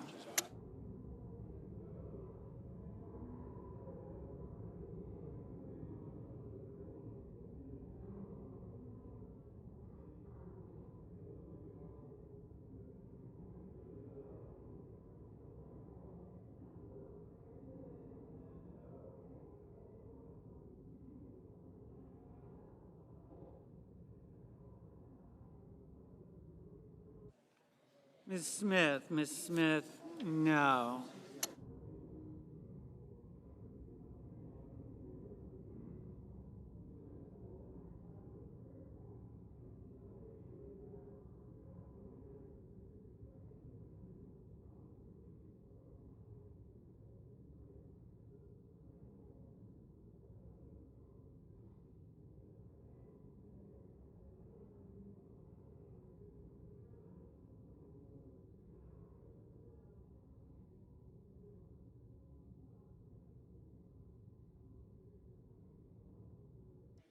Mr. Marshall, aye.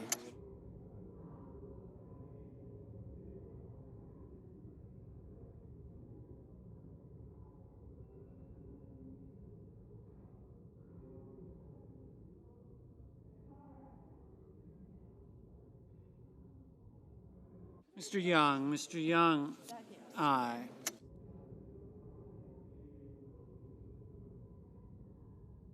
Mr.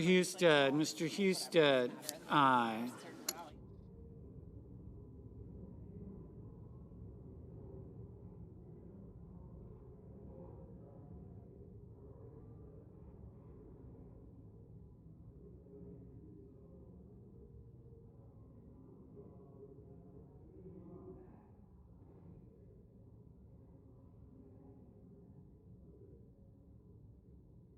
Mr. Graham, aye.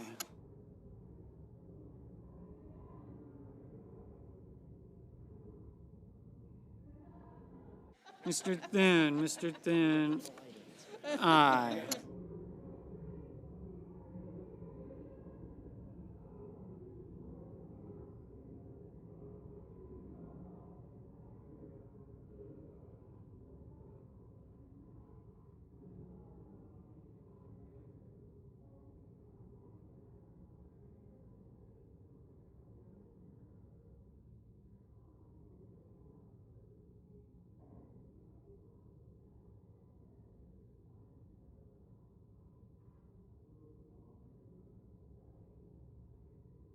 Ms. Also Brooks, aye.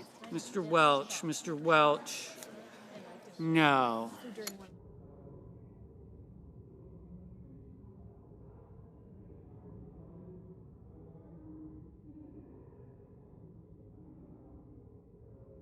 Ms. Slotkin, aye.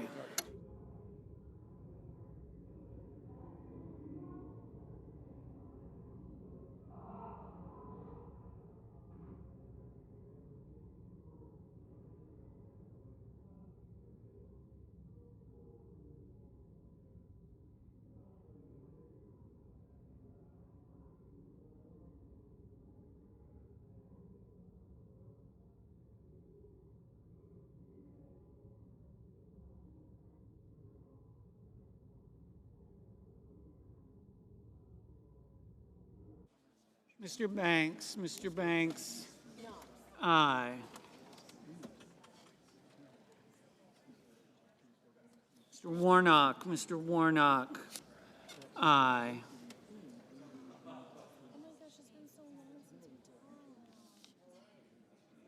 Mr. Sullivan, Mr. Sullivan. Aye.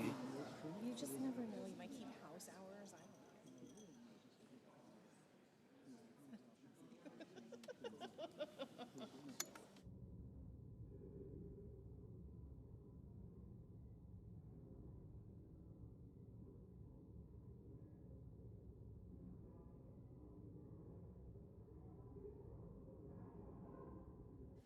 Mr. Lee, Mr. Lee.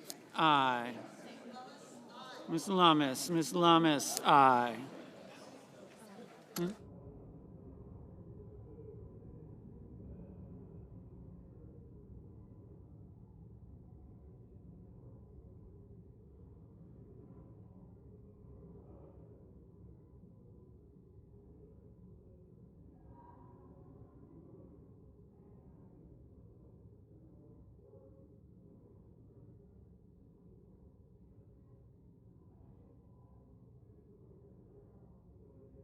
Mr. Schiff, Mr. Schiff.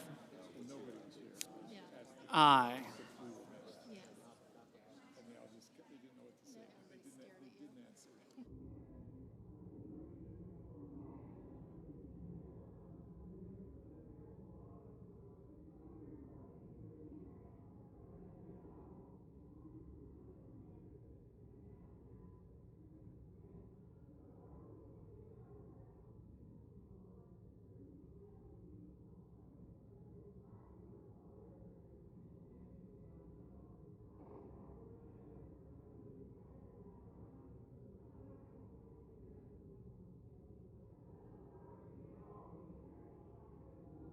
Mrs. Shaheen, Mrs. Shaheen. Aye.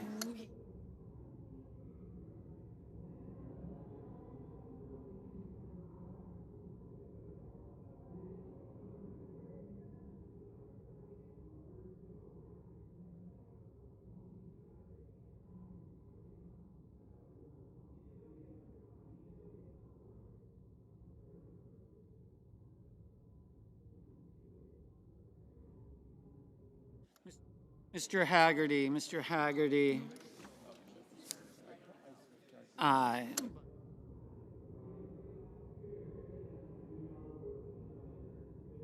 Mr. Ricketts, Mr. Ricketts. Aye.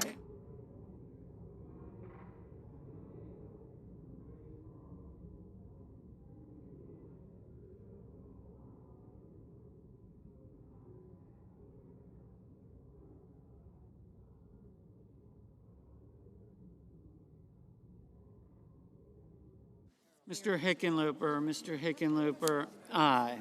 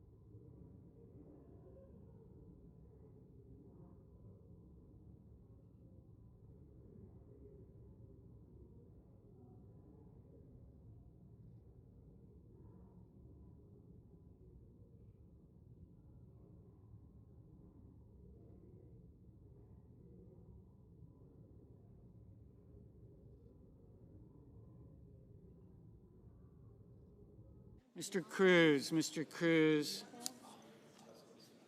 Aye.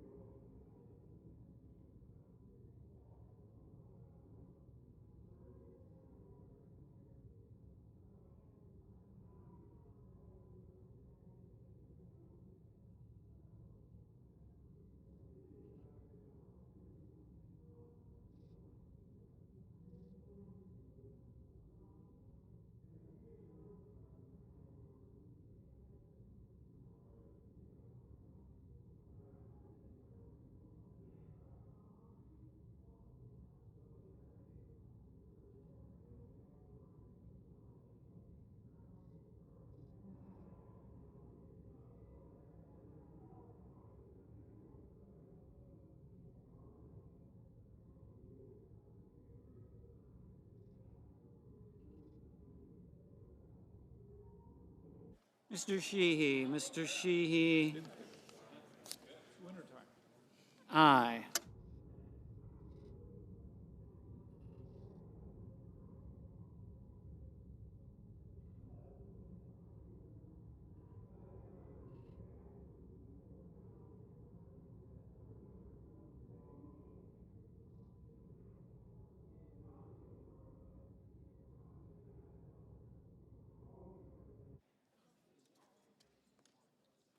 Mr. Van Hollen. Mr. Van Hollen. No.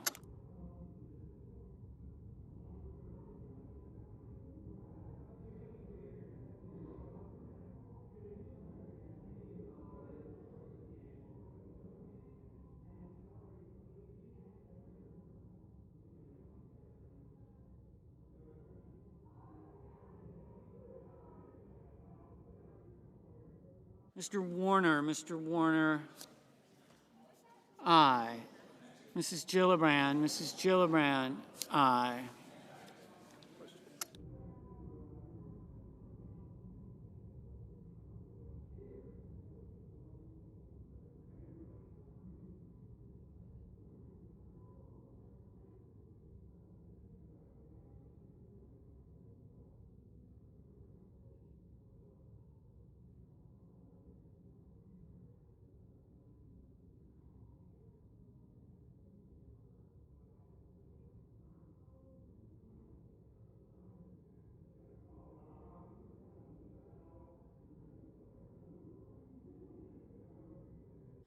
Ms. Baldwin. Ms. Baldwin.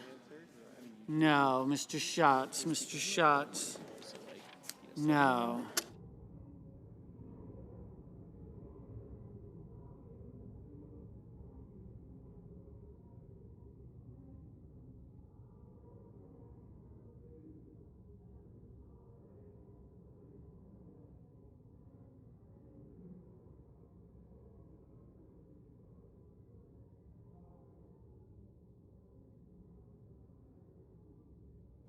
Mrs. Murray. Mrs. Murray. Aye.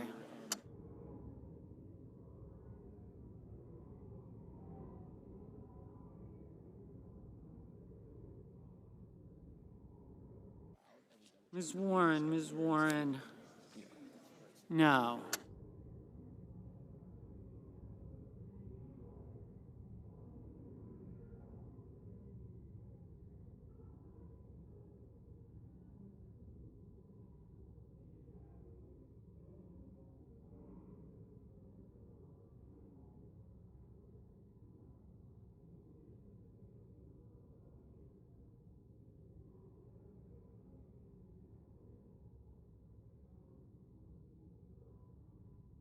Mr. Durbin. Mr. Durbin.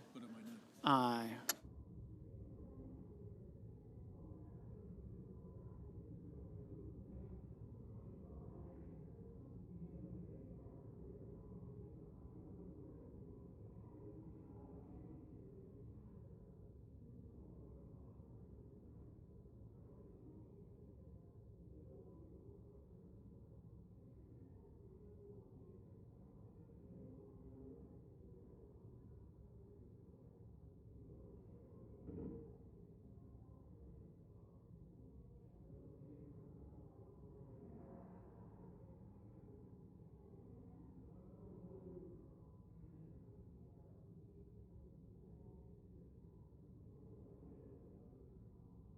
Mr. Coons. Mr. Coons.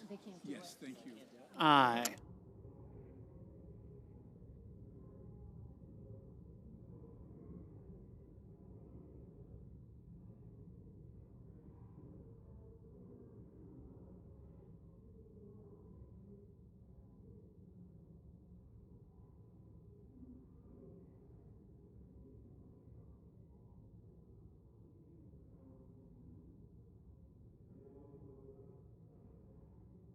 Mr. Schumer. Mr. Schumer. Aye.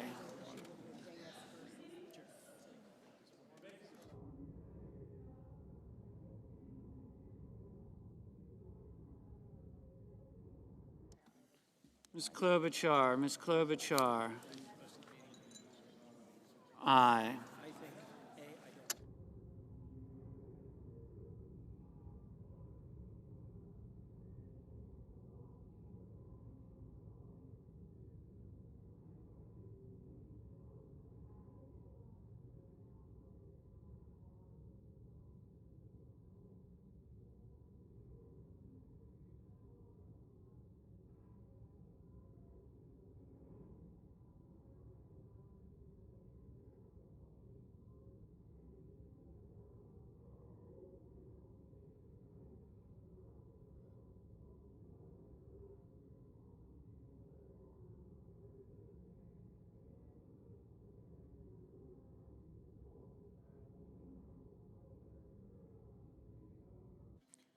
Mr. Kelly, aye.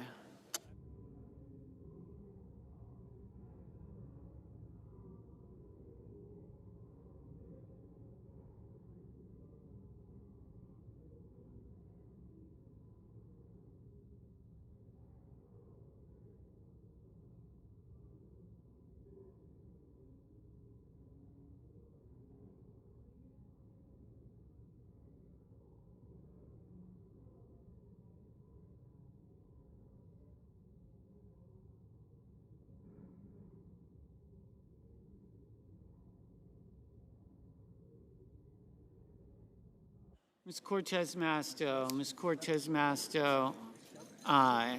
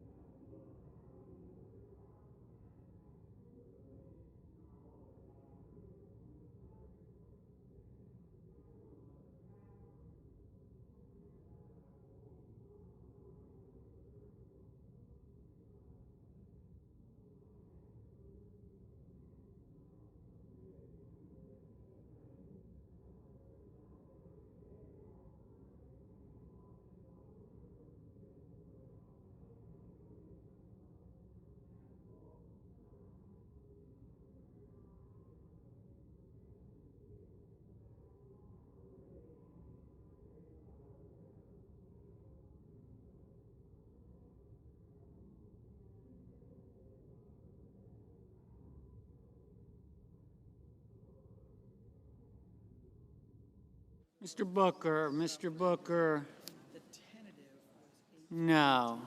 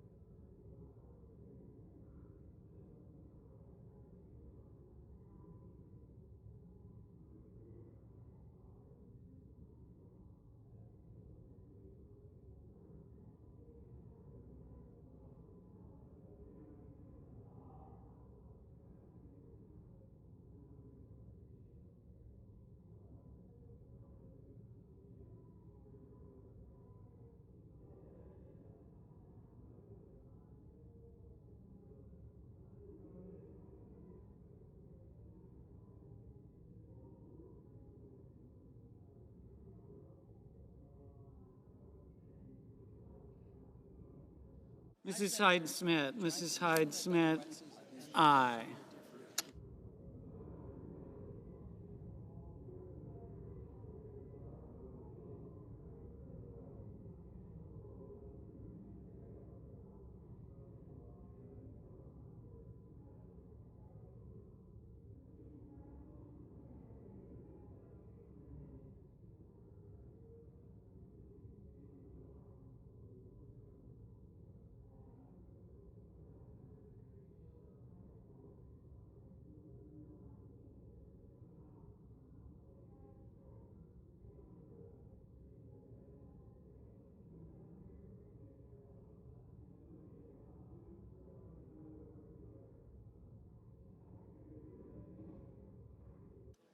I'm so happy for you.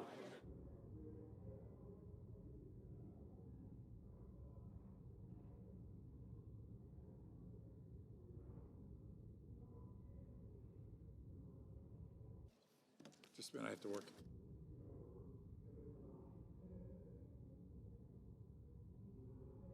The yeas, on this vote, the yeas are 84, the nays are 14. 3/5 of the Senate duly chosen and sworn have voted in the affirmative. The motion is agreed to.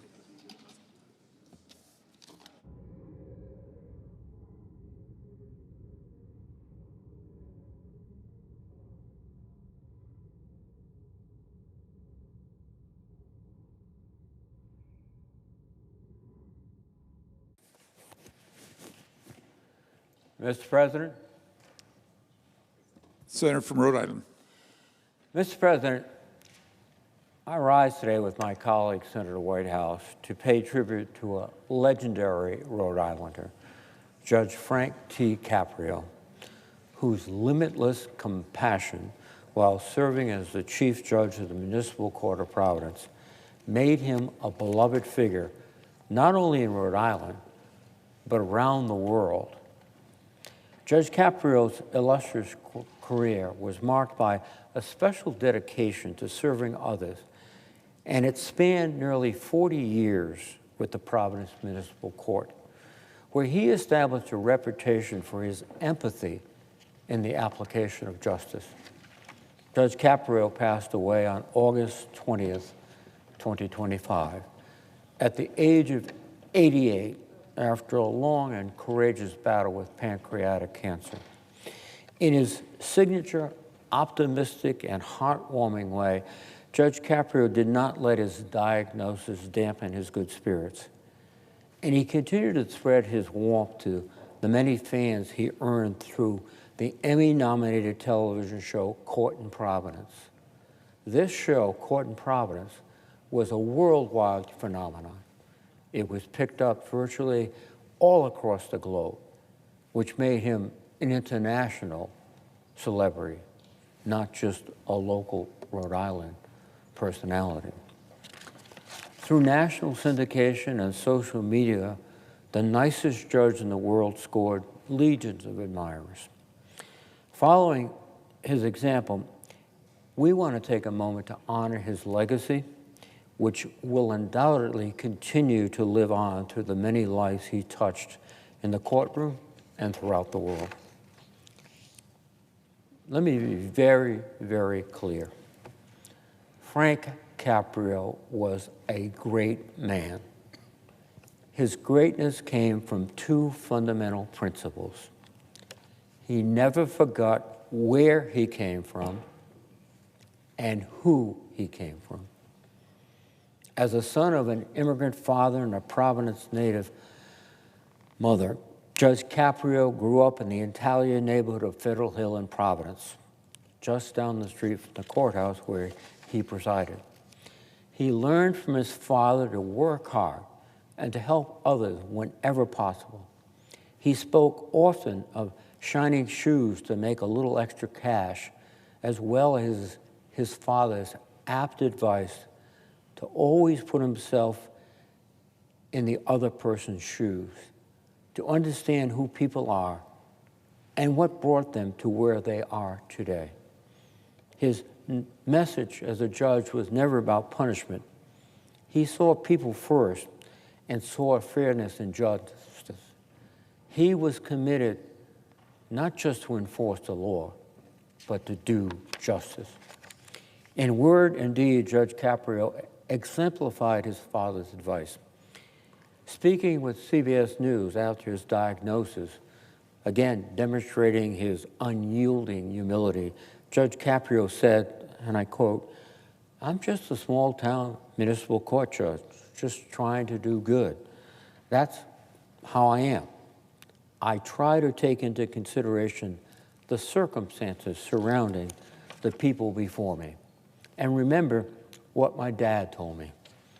When someone appears before you, put yourself in their shoes. Imagine it's you before them. How do you want to be treated?" As much as he tried to play down his contributions, Judge Caprio was much more than a small-town municipal court judge.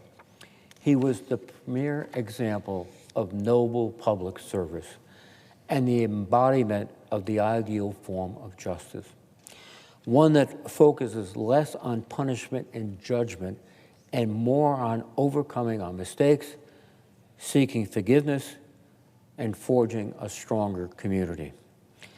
Before his time in the court, his dedication to service was apparent. He was a teacher, a member of the Rhode Island Army National Guard, and a local elected official. Judge Caprio was also a dedicated lawyer, an accomplished restaurateur, and a business owner. He also treasured the wisdom of his parents, shared and valued the opportunities that education brought him. He wanted to see others share in that success, so he worked to create scholarships and served for a decade as chairman of the Rhode Island Board of Governors of Education. Judge Caprio's compassion and generosity inspired the best in others. After seeing his kindness online and on TV, viewers from around the world sent in unsolicited donations to support Judge Caprio's mission. So many donations, in fact, they inspired the establishment of a fund known as the Philomena Fund, which was named after Judge Caprio's beloved mother. The fund celebrates the generosity of his mother, a trait so clearly inherited by Judge Caprio. Even after Judge Caprio's retirement, the Philomena Fund continues to support charitable work in and around his beloved neighborhood of Federal Hill. His support for philanthropic causes and the scholarships he established to support those seeking to make a difference in their community further exemplified Judge Caprio's work to lift up those around him. A true believer in the power of empathy, Judge Caprio used his wit, wisdom, and grace to make the world a better place. He often said, "Kindness is the one gift that costs nothing but means everything." A humble and benevolent man of integrity, Judge Caprio was bestowed with the Mother Teresa Award for Social Justice in 2023. Judge Caprio was a mentor to generations of Rhode Island leaders. I always enjoyed catching up with him over a cup of coffee. We spoke of current events, the state of our nation, and about our families. I valued his wisdom, optimism, and sensibility. And I remember him fondly for his generous spirit, his personal example of leadership, and indeed, his many, many kindnesses to me. Along with Senator Whitehouse, I want to express our deepest condolences to Judge Caprio's beloved wife of more than 60 years, Joyce. I also want to extend my condolences to Judge Caprio's entire family, Frank, David, Marissa, John, and Paul, his children, along with his 7 grandchildren and 2 great-grandchildren, who filled him with enormous joy. Know that your husband, father, grandfather, and great-grandfather is a shining example of a great man and a cherished public servant. Through you, his love and empathy will live on. And now, I yield to my colleague, Senator Whitehouse, continue this tribute to this truly good and decent man whose life has brought honor to every Rhode Islander. Mr. President, I yield to my colleague. Mr. President, The Senator from Rhode Island. I thank Senator Reid, and I'm very cognizant of the honor of having the chance to reflect on Judge Frank Caprio, who was indeed, as Senator Reid has said, a Rhode Island legend. Judge Caprio was Rhode Island through and through. He was born on Federal Hill, an iconic Italian-American neighborhood in Providence. He started helping his milkman father at about age 10. A lot of the apartments there were three-decker tenements. Somebody had to run the milk bottles up to that third floor. An energetic 10-year-old was just the one to do it. He went on to study in Providence's public schools and to earn money, served as a dishwasher and a shoe shiner while he was a student. He graduated and went on to Providence College, first in his family of dozens of cousins to attend college. And of course, he graduated. And then he went back to teach at Hope High School to give back to the Providence school system that had lifted him up and taught him so well. He also served in Rhode Island's Army National Guard for years. Eventually, he became a lawyer. Wasn't easy. He had to work, so he had to take night classes up in Boston. And Providence to Boston for night classes is a considerable effort. He became a Providence city councilman, and ultimately, he became chief judge of the Providence Municipal Court. Chief judge for 38 years. It was there where the man found his mission, and the mission found its man. And that was, while presiding over literally thousands of cases, to become an exemplar of what is right and what is decent when somebody is coming before you having a very bad day. He heard cases related to unpaid parking tickets and traffic violations, and he listened to everyone who came before him. His authenticity quickly captured the hearts and minds of Rhode Islanders. His TV show, From the Courtroom, Caught in Providence, first became a treasure of Rhode Island public access TV, but then it exploded. Judge Caprio and his court officer and straight man, Ziggy Quinn, turned the tedium of traffic court into a beloved and endearing human spectacle, and people from around the world tuned in. People told to Judge Caprio their stories of personal hardship, and he listened.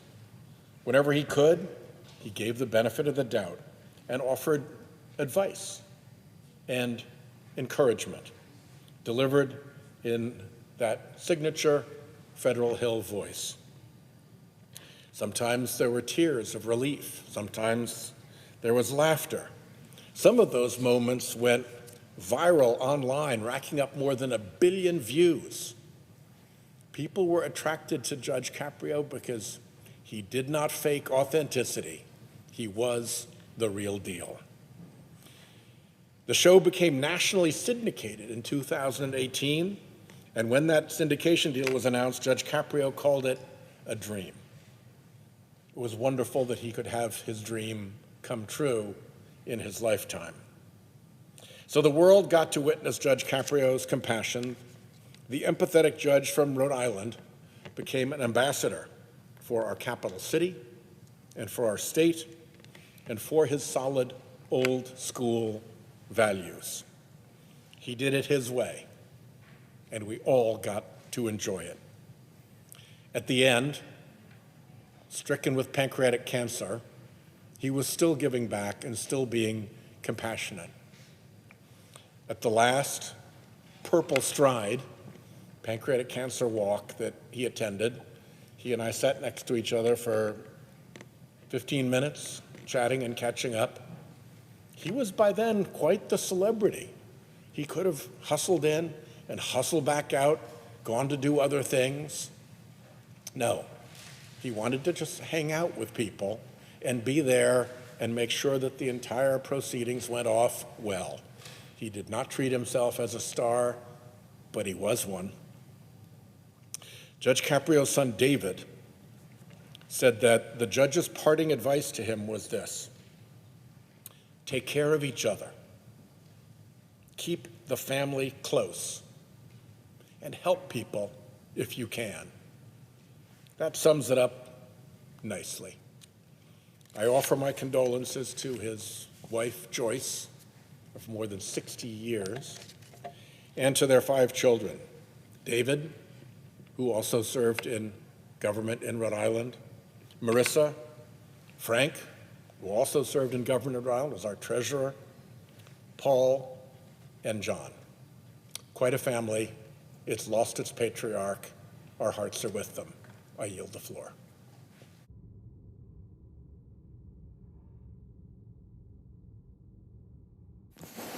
Mr. President, I note the absence of quorum. Clerk will call the roll. Ms. Alsobrooks.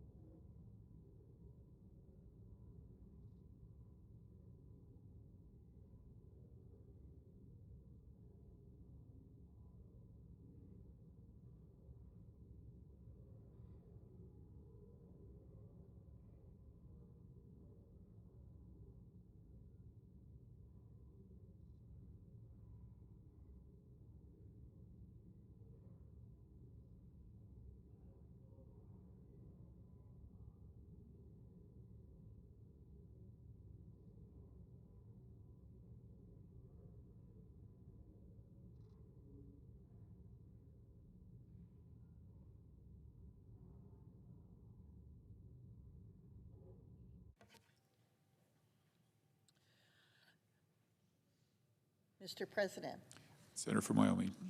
I ask unanimous consent to vitiate the quorum call. Without objection. I ask unanimous consent that the Senate be in a period of morning business with senators permitted to speak therein for up to 10 minutes each. Without objection. Mr. President, I ask unanimous consent that the Senate proceed with the immediate consideration of calendar number 126 S1038. The clerk will report. Calendar number 126 S1038, a bill to direct the Attorney General to include a data field in the National Missing and Unidentified Person System, and so forth, and for other purposes. Is there an objection to proceeding to the measure? Without objection, the Senate will proceed. Mr. President, I ask unanimous consent that the committee reported substitute amendment be agreed to. The bill as amended be considered read a third time and passed, and that the motions to reconsider be considered made and laid upon the table. Without objection. I ask unanimous consent that when the Senate completes its business today, it stand adjourned until 10 a.m. on Wednesday, September 3rd. That following the prayer and pledge, the Journal of Proceedings be approved to date, the morning hour be deemed expired, the time for the two leaders be reserved for their use later in the day, morning business be closed, and the Senate resume consideration of the motion to proceed to Cal number 115 S2296, the National Defense Authorization Act, post-cloture. Further, that the Senate recess from 12:30 p.m. to 2:15 p.m. to allow for the weekly conference meetings, and that all time during recess, adjournment, and leaders' remarks count post-cloture on the motion to proceed to calendar number 115 S2296. Without objection, so ordered. If there is no further business to come before the Senate, I ask that it stand adjourned until the previous order. Senate stands adjourned until 10 a.m. tomorrow morning.